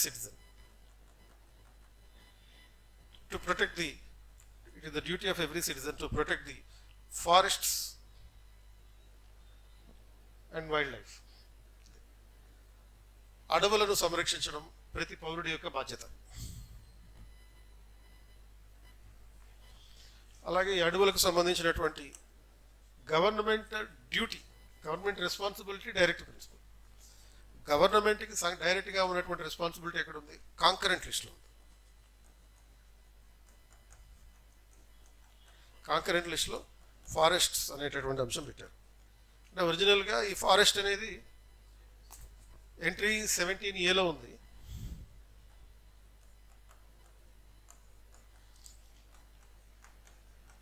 so entry 17Aలో forest అనే provision incorporate చేశారు. అయితే ఒరిజినల్గా ఫారెస్ట్ అనేది స్టేట్ లిస్ట్కి సంబంధించిన అంశం. 42వ సవరణ ద్వారా ఇక్కడికి ఇన్కార్పొరేట్ చేశారు. 42nd amendment has transferred the item of forest in to the concurrent list from state list. రాష్ట్ర జాబితాలో ఉన్నటువంటి అంశాన్ని ఉమ్మడి జాబితాకి మార్చారు. సో అప్పుడు ఏమవుతుంది? Protection and conservation of the forest will become the responsibility of both union government and state government. ఈ అడవులను సంరక్షించడం కేంద్ర ప్రభుత్వ బాధ్యత, రాష్ట్ర ప్రభుత్వాల బాధ్యత. అంటే దీనికి సంబంధించిన చట్టాలు చేసే అధికారం కేంద్రానికి ఉంటుంది. అండ్ అలాగే మనకి 11th షెడ్యూల్లో అంటే పంచాయతీరాజ్కి సంబంధించినటువంటి 11th షెడ్యూల్లో సోషల్ ఫారెస్ట్రీ అనే ఒక ప్రొవిజన్.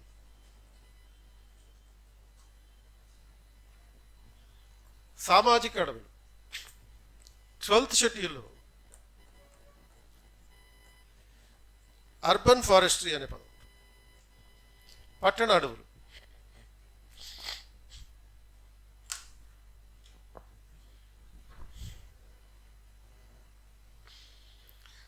సో ఈ ప్రొవిజన్స్ అన్ని అడవుల్ని సంరక్షించడానికి ఉద్దేశించబడినటువంటి రాజ్యాంగ నిబంధనలు.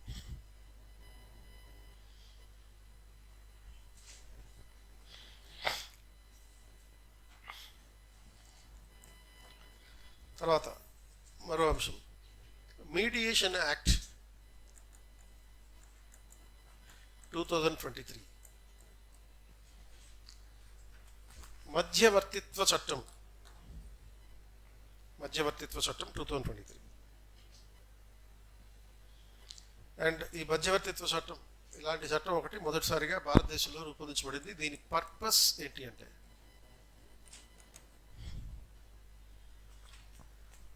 adopting mediation as a means of dispute resolution. Mediation as a means of dispute resolution.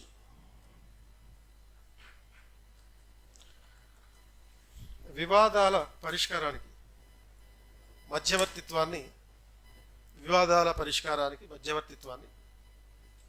అనుసరించేటట్టు చేయడం.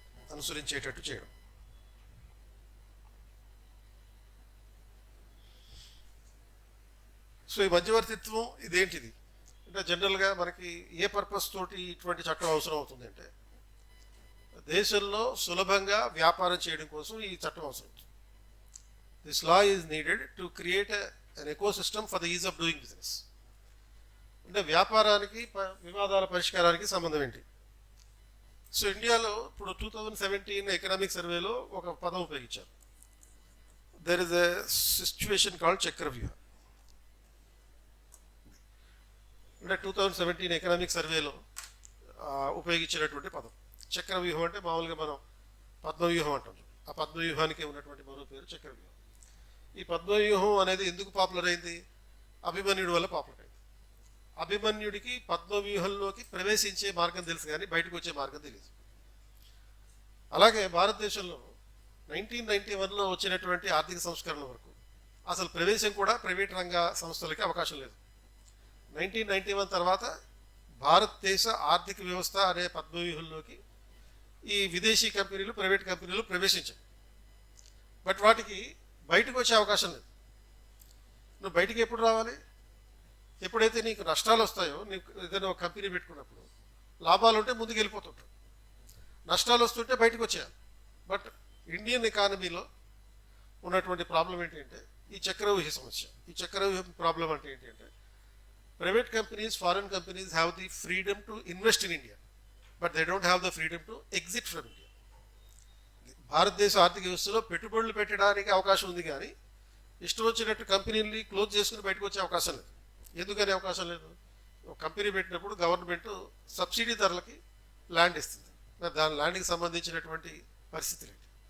రెండు, ఈ ల్యాండ్ ఇవ్వడంతో పాటు గవర్నమెంట్, ఈవెన్ బ్యాంకులు కూడా సబ్సిడీ ధరలకి రుణాలు ఇస్తుంటాయి, తక్కువ వడ్డీకి రుణాలు ఇస్తుంటాయి. కంపెనీ పెట్టారు కాబట్టి డెవలప్మెంట్కి అది అవసరం కనుక. మరి ఆ కంపెనీ మూసేసి వాడు వెళ్ళిపోతే బ్యాంకుకి ఇవ్వాల్సిన, రీపే చేయాల్సిన డబ్బులు ఎవరు కడతారు? అండ్ థర్డ్ ఆస్పెక్ట్, ఇందులో పనిచేసే వందల కొద్ది ఎంప్లాయీస్ ఉంటారు. ఆ ఎంప్లాయీస్ పరిస్థితి ఏంటి? సడన్గా నువ్వు వదిలేసి వెళ్ళిపోతే వాళ్ళ పరిస్థితి ఏంటి? ఈ మూడు రకాల సమస్యలు ఉంటాయి. ఇది చక్రవ్యూహ సమస్యల్లో ఈ ముగ్గురు నుంచి తప్పించుకోవడం కష్టం అన్నట్టు. గవర్నమెంట్ లైసెన్సెస్ ఉంటాయి. ఆ లైసెన్సులు మరి ఏ ఉద్దేశంతో ఇచ్చింది, అది ఒక ఇష్యూ. కాబట్టి భారతదేశ ఆర్థిక వ్యవస్థలోకి ప్రవేశించడానికి అవకాశం ఉంది కానీ వెళ్ళిపోవడానికి అవకాశం లేదు. ఇది ఒక ప్రాబ్లం. రెండో ప్రాబ్లం ఏంటి అంటే ఈ వివాదాలు వచ్చేటటువంటి మరో ప్రాబ్లం, ఎవరైనా ఒక ఉద్యోగి సరిగ్గా పనిచేయకపోతే ఒక కంపెనీలో ఏం చేస్తారు? అతన్ని డిస్మిస్ చేయాలి. కానీ ఇండియన్ లేబర్ లాస్ ప్రకారం it is not so easy to dismiss N employee, worker working in a company. So ఇటువంటి వివాదాలు వస్తుంటాయి. అలాగే ల్యాండ్ అక్వైజిషన్లో కొన్ని వివాదాలు వస్తుంటాయి. ఈ వివాదాలన్నీ నార్మల్ కోర్టుకి వేస్తే, కోర్టుకి వెళ్ళి దాన్ని సాల్వ్ చేసుకోవాలంటే చాలా డిలే అయిపోతుంది. ఆ నేపథ్యంలో ఆల్టర్నేటివ్ డిస్ప్యూట్ రిజల్యూషన్ మెకానిజం కింద ఈ మీడియేషన్ యాక్ట్ అనేది తయారు చేయడం జరిగింది. ఆల్టర్నేటివ్ డిస్ప్యూట్ రిజల్యూషన్ అంటే ఏంటి? ప్రత్యామ్నాయ వివాద పరిష్కార యంత్రాంగం. సో ప్రత్యామ్నాయ వివాదాల పరిష్కార యంత్రాంగం అంటే దేనికి ప్రత్యామ్నాయం? Alternative to the regular courts. మామూలు సాధారణ కోర్టులు ఉంటాయి, ఆ సాధారణ కోర్టులకి ప్రత్యామ్నాయంగా ఈ ఆల్టర్నేటివ్ డిస్ప్యూట్ మెకానిజం అనేది క్రియేట్ చేస్తారు. సో ఇప్పుడు suppose there are 3 types of mediation. అంటే ఈ మధ్యవర్తిత్వానికి 3 రకాలు ఉన్నాయి. ఒకటి arbitration, 2 mediation, and 3 cancellation.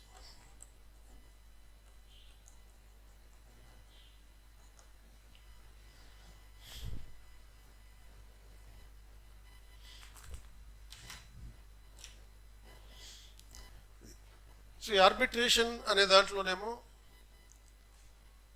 Binding decisions,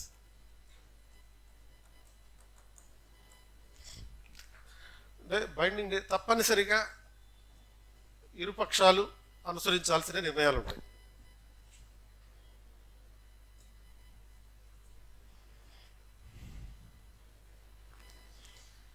and ఈ మీడియేషన్ అనే దాంట్లోనేమో పార్టీస్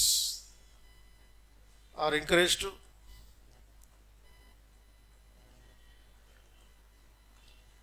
రీచ్ ఎన్ అగ్రిమెంట్. అంటే వివాదంలో ఉన్న ఇరు వర్గాలు ఒక ఒప్పందం చేసుకునేటట్టుగా ప్రోత్సహించడం జరుగుతుంది. So it is not enforcing any opinion. ఇప్పుడు ఆర్బిట్రేషన్ అనే దాంట్లో డిస్ప్యూట్లో ఉన్న 2 parties ఎవరైతే ఉంటారో ఒక మధ్యవర్తి దగ్గరికి వెళ్ళి మాకు ఈ ప్రాబ్లం ఉంది, నువ్వు సాల్వ్ చేసి పెట్టాము అన్నప్పుడు నేను చెప్పేది కంపల్సరీగా మీరు ఫాలో అవ్వాలనేటటువంటి ఒక బైండింగ్ డెసిషన్ ఇవ్వడం జరుగుతుంది. తప్పనిసరిగా మీరు అనుసరించాల్సినటువంటి ఇరు వర్గాలు అనుసరించాల్సిన నిర్ణయం ఇస్తారని చెప్తాను. ఇక్కడ మీడియేషన్లో ఇక్కడ ఎవరు జడ్జిమెంట్లు ఎవరు డెసిషన్స్ ఇవ్వరు.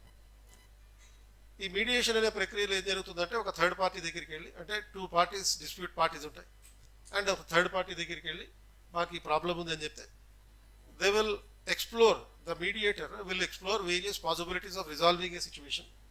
ఒక సమస్యని పరిష్కరించుకునేటటువంటి అవకాశాలని తెలియజేసి అండ్ వాటి ఆధారంగా అగ్రిమెంట్కి కుదుర్చుకోమని చెప్పి వాళ్ళిద్దరికీ అవకాశం ఉంది. ఆ ఇరు పార్టీలే దాన్ని తీసుకుంటాయి. అండ్ ఇక్కడ ఫెసిలిటేషన్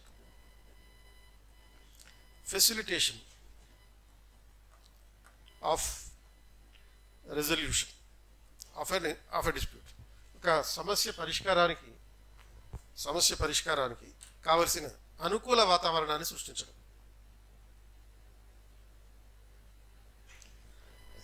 అంటే it is about creating a condition in which the 2 parties will settle the disputes between them. దానికి కావాల్సినటువంటి పరిస్థితులు సృష్టించడం. దీనికి డిఫరెన్స్ ఏంటంటే ఈ మీడియేషన్ అనే దాంట్లో ఈ ఇరుపక్షాలు వాళ్ళే పరిష్కారాన్ని వెతుక్కోవాలి. ఇందులో కాన్సలేషన్ అనే దాంట్లో ఎలాంటి పరిష్కారం వెతుక్కుంటే బాగుంటుంది అని ఇక్కడ సజెషన్ ఇవ్వడం జరుగుతుంది అన్నమాట. ఈ మీడియేషన్ టైప్స్. తర్వాత registration of births and deaths.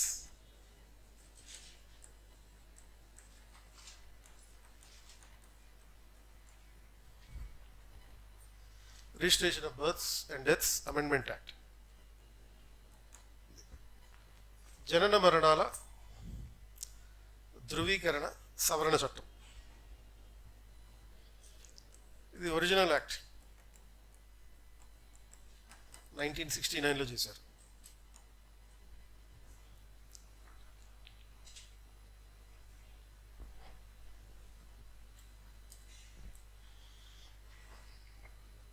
And దీని ఉద్దేశం ఏ పర్పస్ తోటి ఈ చట్టాన్ని రూపొందించడం జరిగింది అంటే కంపల్సరీ రిజిస్ట్రేషన్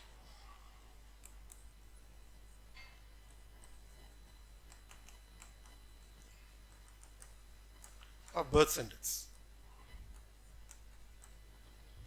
జనన మరణాలను తప్పనిసరిగా నమోదు చేసుకునేటటువంటి ఏర్పాటు. సో తప్పనిసరిగా చేయడం అంటే ఇది నువ్వు ఒకవేళ రిజిస్ట్రేషన్ చేసుకోకపోతే నీకు పనిష్మెంట్ ఉంటుంది అనే టైప్లో కాదు. మరి ఏ రకంగా? By making the process of registration easier. So that is by making the procedure easier.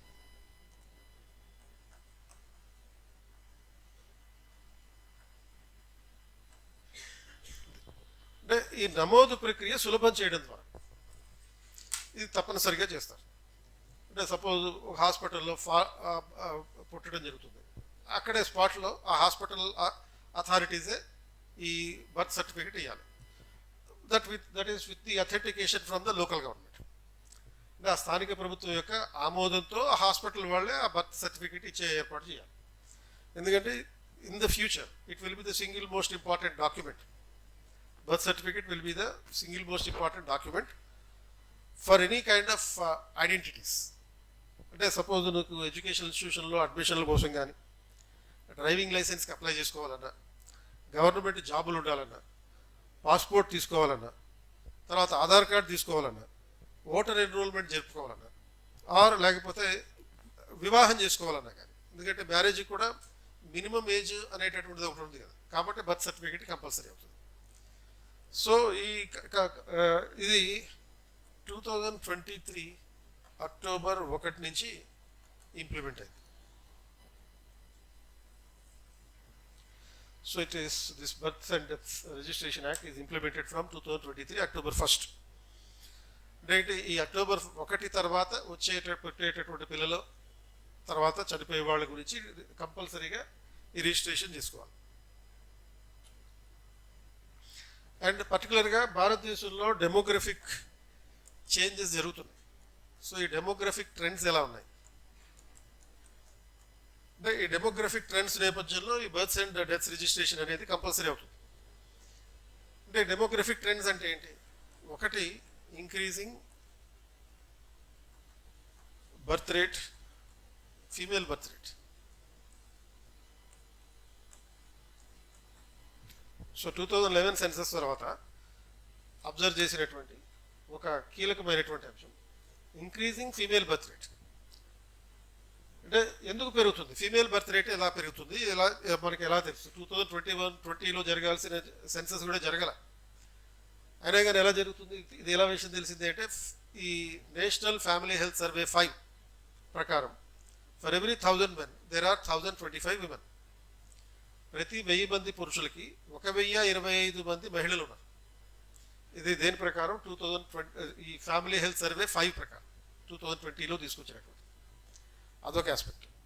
రెండో రకం అంశం ఏంటి అంటే దీనికి మరో కారణం, ప్రధానమైన కారణం గవర్నమెంట్ 2015 నుంచి అమల్లోకి తీసుకొచ్చినటువంటి ప్రోగ్రామ్. ఏంటి ఆ ప్రోగ్రాము? బేటీ బచావో బేటీ పడావో అనే ప్రోగ్రాం కారణంగా కూడా మహిళల బర్త్ రేట్ అనేది పెరుగుతుంది. అండ్ రెండో ఆస్పెక్ట్ డిక్రీజింగ్ బర్త్ రేట్ కూడా అండ్ డిక్రీజింగ్ రీప్లేస్మెంట్ రేట్. ఈ మూడో ట్రెండ్ కూడా కనపడుతుంది. అంటే జనరల్ రేటు తగ్గుతుంది, దీనికి కారణం రీప్లేస్మెంట్ రేటు తగ్గడం. సో రీప్లేస్మెంట్ రేట్ అంటే ఏంటి? 2.1 అనేది రీప్లేస్మెంట్ రేట్. బట్ ఈ నేషనల్ ఫ్యామిలీ హెల్త్ సర్వేలో చూసిన దాని ప్రకారం రీప్లేస్మెంట్ రేట్ అనేది 2.1 నుంచి 2.0కి తగ్గింది. అంటే రీప్లేస్మెంట్ రేట్ అంటే ఏంటి? ఒక పురుషుడు ఒక స్త్రీ అంటే ఒక కపుల్ వాళ్ళ లైఫ్ టర్మ్లో జన్మనిచ్చేటటువంటి పిల్లల సంఖ్య, the number of children born to a couple is the replacement level. అంటే ఎంతమంది పిల్లలు పుట్టించాలి? ఇద్దరికన్నా ఎక్కువ పెట్టించాలి. అంటే వీళ్ళిద్దరూ పెళ్లి చేసుకున్నారు, ఒక మహిళ ఒక పురుషుడు పెళ్లి చేసుకున్నారు. వాళ్ళు భవిష్యత్తులో చచ్చిపోతారు. చచ్చిపోయే లోపల వాళ్ళ సంఖ్య కన్నా కొంచెం ఎక్కువ మందిని పుట్టించాలన్నమాట. అంటే 2 కన్నా ఎక్కువ మందిని పుట్టించాలి. అంటే యావరేజ్ని ఎట్లా తీసుకుంటాం? 2.1 అనే దాన్ని ఒక 10 కపుల్స్ ఉన్నారు అనుకో, 10 కపుల్స్ అంటే 20. ఆ 20 మంది కపుల్స్లో 9 మందికి ఇద్దరిద్దరు పిల్లలు పుట్టాలి, ఒకళ్ళకేమో 3 పుట్టాలి. అంటే ఆ నెంబర్ కొంచెం అటు ఇటు అయినా పర్లేదు. టోటల్గా 10 మంది కపుల్స్కి 21 మంది పిల్లలు పుడతాం. అది రీప్లేస్మెంట్ లెవెల్. అప్పుడే జనాభా స్థిరీకరణ జరుగుతుంది. Demographic stabilisation will be achieved only when you achieve the replacement level. ఎందుకంటే ఈ ప్రాసెస్ ఇద్దరు భార్యాభర్తలు ఉన్నప్పుడు ఆ ఇద్దరికి సమానమైన నెంబర్లో ఇద్దరిని పుట్టిస్తే మళ్ళీ భవిష్యత్తులో ఏదో కారణంతో వాళ్ళలో ఇద్దరిలో ఒకటి చచ్చిపోతే ప్రాబ్లం. జనాభా స్టెబిలైజేషన్ ఉండదు, పాపులేషన్ స్టెబిలైజేషన్ ఉండదు. ఇప్పుడు the biggest brunt of this replacement is being faced in the countries like south Korea. ప్రపంచంలో అతి తక్కువ రీప్లేస్మెంట్ లెవెల్ ఉన్నటువంటి దేశం. 0.8 అంటే ఫర్ ఎవ్రీ 10 కపుల్స్, అంటే 20 మందికి అక్కడ 8 మంది మాత్రమే పిల్లలు పుడుతున్నారు. 0.8 is the replacement level in south Korea, which is the lowest in the world. And ఇటువంటి నేపథ్యంలో ఈ ఇండియాలో కూడా ఇటువంటి ట్రెండ్ కనపడుతుంది. మరోవైపు ఏమైంది, 2023 has also witnessed.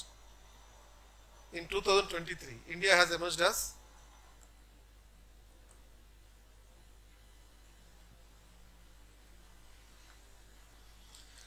largest populated country in the world.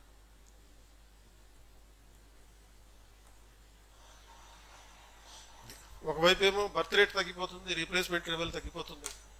మరోవైపు 2023లో భారతదేశం ప్రపంచంలో అత్యధిక జనాభా కలిగిన దేశంగా ఆవిర్భవించింది, అంటే క్రాసింగ్ చైనా. ఈ నేపథ్యంలో ఈ డెమోగ్రఫిక్ ట్రెండ్స్ కనబడుతున్నటువంటి కాంటెక్స్లో ఈ బర్త్స్ అండ్ డెత్స్ రిజిస్ట్రేషన్ అనేది కంపల్సరీ. ఎందుకంటే గవర్నమెంట్కి తెలియాలి ఎంతమంది పుడుతున్నారో ఎంతమంది చచ్చిపోతున్నారో అనేది. తెలిస్తే దానికి అనుగుణంగా గవర్నమెంట్ పాలసీస్ తయారు చేసుకోవడానికి అవకాశం ఉంది. అంటే ఇప్పుడు మనకి ఎన్పిఆర్ అనేది కూడా ఒకటి న్యూస్లో ఉంది. సో ఎన్పిఆర్ అంటే ఏంటి, నేషనల్ పాపులేషన్ రిజిస్ట్రేషన్. సో ఈ నేషనల్ పాపులేషన్ రిజిస్టర్లో ఏం చేస్తారు, సేమ్ థింగ్ విల్ హ్యాపన్. అంటే it is also a tracker of the demographic changes. అంటే జనాభాలో వస్తున్నటువంటి మార్పులని గమనించేటటువంటి ఒక రిజిస్టర్. ఇది ఓన్లీ అస్సాంలోనూ నార్త్ ఈస్టర్న్ స్టేట్స్కి మాత్రమే సంబంధించింది కాదు, ఇది నేషనల్ లెవెల్లో ఇంప్లిమెంట్ చేసేది. కాకపోతే నార్త్ ఈస్టర్న్ స్టేట్స్లో వచ్చిన అబ్జెక్షన్స్ కారణంగా జాతీయ స్థాయిలోనే దీన్ని ఆపేశారు. అంటే నేషనల్ పాపులేషన్ రిజిస్టర్లో ఏం చేస్తారు, ఇండియాలో ఒరిజినల్గా పుట్టిన వాళ్ళు ఎంతమంది, వేరే దేశాల నుంచి ఇండియాకి వచ్చి సెటిల్ అయిన వాళ్ళు ఎంతమంది, ఇవన్నీ లెక్కలు పెడతారు. సో ఈ బంగ్లాదేశ్ నుంచి వలస వచ్చేసిన వాళ్ళు చాలామంది ఉంటారు, రోహింగ్యాలు చాలామంది ఉన్నారు. సో వీళ్ళకి సంబంధించినటువంటి డిపోర్టేషన్ చేయడానికి ఉపయోగపడేది ఈ ఎన్పిఆర్ అన్నమాట. ఈ అక్రమంగా భారతదేశంలోకి వలస వచ్చిన వాళ్ళని ట్రాక్ చేసి డిపోర్టేషన్ చేయాలి. సో ఆ డిపోర్టేషన్ చేయడం కోసం ఈ ఎన్పిఆర్ అనేటటువంటిది మెయింటైన్ చేయాలి. సో దీనికి అండ్ ఈ చట్టానికి మళ్ళీ కనెక్షన్. వీటిని సక్రమంగా ఇంప్లిమెంట్ చేస్తే మనకి సిటిజన్షిప్ అమెండ్మెంట్ యాక్ట్ అనేది సక్రమంగా అమలు. సో దీనికి ఈ రెండింటి నుంచి వచ్చేటటువంటిది మనకి సిఏఏ 2019, సిటిజన్షిప్ అమెండ్మెంట్ యాక్ట్ 2019. అంటే ఇది సిటిజన్షిప్ అమెండ్మెంట్ యాక్ట్ అనేది ఒరిజినల్గా 1955 సిటిజన్షిప్ యాక్ట్ని అమెండ్మెంట్ చేసేది. అంటే భారత పౌరసత్వ చట్టం 1955ని సవరించేటటువంటిది. అండ్ దీని ఉద్దేశం ఏంటి, బంగ్లాదేశ్, ఆఫ్ఘనిస్తాన్ అండ్ పాకిస్తాన్. సో ఈ 3 దేశాల్లో రిలీజియస్ పర్సిక్యూషన్కి గురైనటువంటి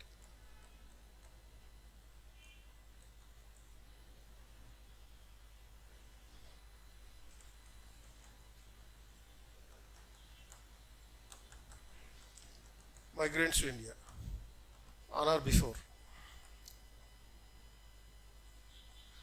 2014 December,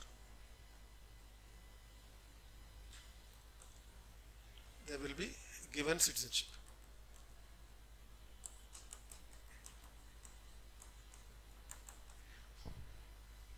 సో ఇండియన్ సిటిజన్షిప్ అంటే ఈ 3 దేశాల నుంచి, బంగ్లాదేశ్, ఆఫ్ఘనిస్తాన్, పాకిస్తాన్,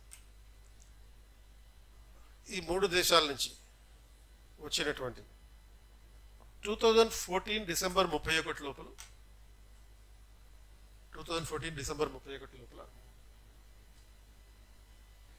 భారతదేశానికి వలస వచ్చిన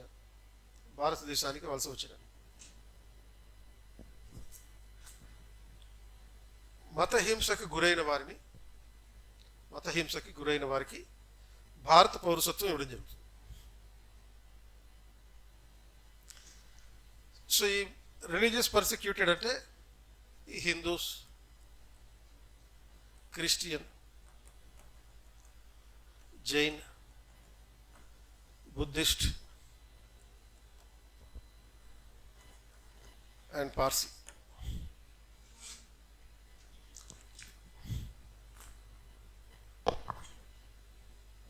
అండ్ ఆల్సో సిక్. ఈ 6 మతాలకు చెందినటువంటి వాళ్ళు మతహింసకి గురైతే వాళ్ళు డిసెంబర్ 31, 2014 లోపల భారతదేశానికి వలస వచ్చి ఉంటాయి. వీళ్ళకి భారతదేశ పౌరసత్వం ఇవ్వడం అనేది దీంట్లో ఉన్నటువంటి ప్రొవిజన్.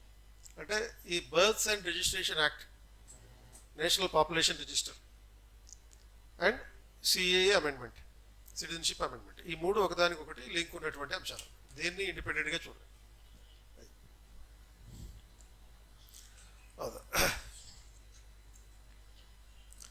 తర్వాత cinematography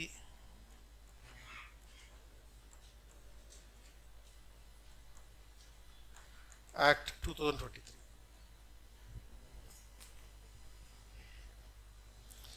and the cinematography amendment act 2023 original act. ఇది దీనికి సంబంధించినటువంటి ఒరిజినల్ యాక్ట్ 1952లో రూపొందించబడింది.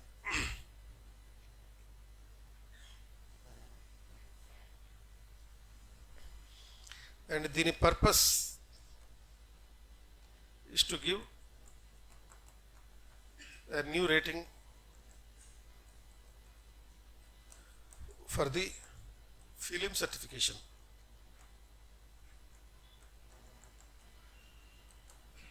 అంటే ఫిలిం సర్టిఫికేషన్కి కొత్త రేటింగ్ విధానాన్ని ప్రవేశపెట్టడం మరియు preventing and controlling the piracy.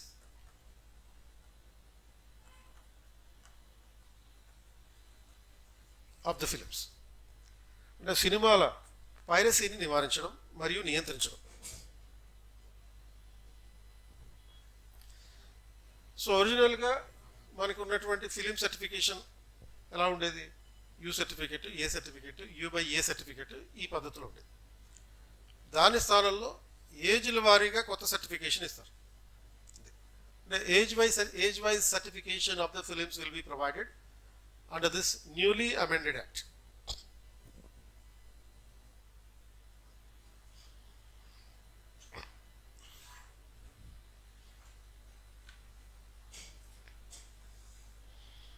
So ఈ కొత్త పద్ధతిలో ఇచ్చే సర్టిఫికేషన్ ఏంటి? న్యూ సర్టిఫికేషన్ ఎలా? ఈ కొత్త సర్టిఫికేషన్ విధానం U/A7+ అనేది ఒకటి. అంటే 7+ అనేది ఏజ్ కేటగిరీ. అంటే 7 సంవత్సరాలు అంతకన్నా ఎక్కువ వయసు ఉన్నటువంటి పిల్లలు చూడగలిగే cinema. Then U/A13, then U/A16,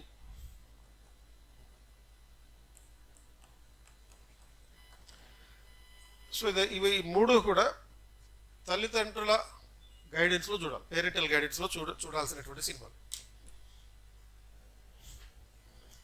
and failure to follow these provisions, దీనికి పనిష్మెంట్ ఏంటి అంటే ఈ చట్టానికి లోబడి గనక సినిమా ప్రదర్శనలు చేయకపోతే పనిష్మెంట్ అనేది 3 years to 3 months to 3 years వరకు ఉంటుంది.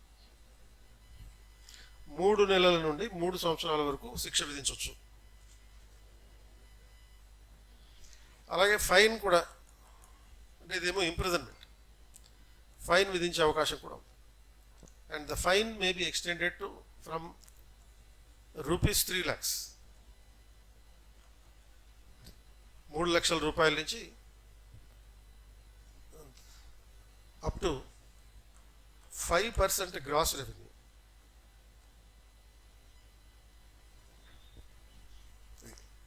అంటే సెన్సార్ బోర్డులో సపోజ్ కట్స్ ఇంపోజ్ చేస్తారు. కట్స్ ఇంపోజ్ చేసినప్పుడు కొన్ని ప్రాంతాల్లో ఏం చేస్తారంటే ఆ కట్స్ ఇంక్లూడ్ చేసి సినిమాలు ప్రదర్శన చేస్తుంటారు. సెన్సార్ బోర్డు చేసినటువంటి దానికి అలాంటిది ఎక్కడైనా గమనించడం జరిగితే ఇలాంటి ఫైన్లు కూడా విధించే అవకాశం కూడా ఉంది. So even piracy will also be treated under the same kind of punishments. Piracy చేసినా కూడా ఇలాంటి పనిష్మెంట్స్ ఇంపోజ్ చేయడానికి అవకాశం ఉంది. And more over there will be separate certificate is required.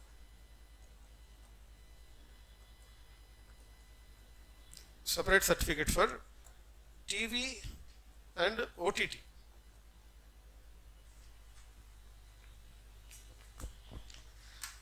So జనరల్గా మనకి ఇది పాత పద్ధతి, ఏది టీవీకి సపరేట్గా ఇంకో సర్టిఫికేట్ తీసుకోవాలి. సేమ్ సినిమా, బట్ టీవీలో ఆ సినిమా ప్రసారం చేసేటప్పుడు డిఫరెంట్, మళ్ళీ ఇంకోసారి సెన్సార్ బోర్డు దగ్గరికి వెళ్ళి సర్టిఫికేట్ తీసుకోవాలి. అండ్ దీన్ని ఓటీటీలకు కూడా విస్తరించాం. Even when you are telecasting the movie in the OTT also you need to take a separate certificate. ఇప్పుడు ఒక కొత్త ట్రెండ్ నడుస్తుంది. ఇప్పుడు ఏంటో ట్రెండ్, మామూలుగా మనం థియేటర్లో చూసే సినిమా వేరు, అండ్ థియేటర్లో చూసే సినిమాలో ఏం చేస్తారు, సెన్సార్ బోర్డు వాళ్ళు ఇంపోజ్ చేసి చాలా కట్స్ ఇంపోజ్ చేసి ఉంటారు. ఓటీటీలో ఆ సినిమా వచ్చినప్పుడు ఇంకో అరగంట ఎక్స్ట్రా ఇస్తున్నారు, అది అట్లీస్ట్ ఒక 5 నిమిషాలన్నా ఎక్స్ట్రా పెడతారు. అంటే ఏ బిట్లు అయితే మనం మిస్ అయ్యామని చెప్పి సినిమా థియేటర్లో బాధపడుతుంటామో వాటిని యాడ్ చేసి ఇక్కడ ఓటీటీలో ఇస్తుంటాం. కానీ ఇప్పుడు ఏంటి, ఓటీటీలో వచ్చినప్పటికీ సినిమా కన్నా తక్కువ సినిమా ఉంటుంది, అసలు థియేటర్లో చూసిన సినిమా కన్నా తక్కువ సినిమా చూపిస్తారు. కాబట్టి ఇది ఒక రకంగా ఫిలిం ఇండస్ట్రీస్కి డెవలప్ చేసేటటువంటి ఒక ప్రయత్నం ఇది. సో ఇటువంటి నేపథ్యంలో ఈ 5 రకాల సర్టిఫికెట్లు, మామూలుగా థియేటర్లో ఈ 3 రకాల సర్టిఫికెట్లు ఇస్తారు, టీవీకో సర్టిఫికెట్ అండ్ ఓటీటీకో సర్టిఫికెట్. అండ్ ఈ సర్టిఫికేషన్ తర్వాత పైరసీ, వీటికి సంబంధించి పనిష్మెంట్ 3 నెలల నుంచి 3 ఏళ్ళ వరకు ఉంటుంది. And it can be a fine of ₹3 lakhs to 5% of the gross revenue. ఇలాంటి పరిస్థితి.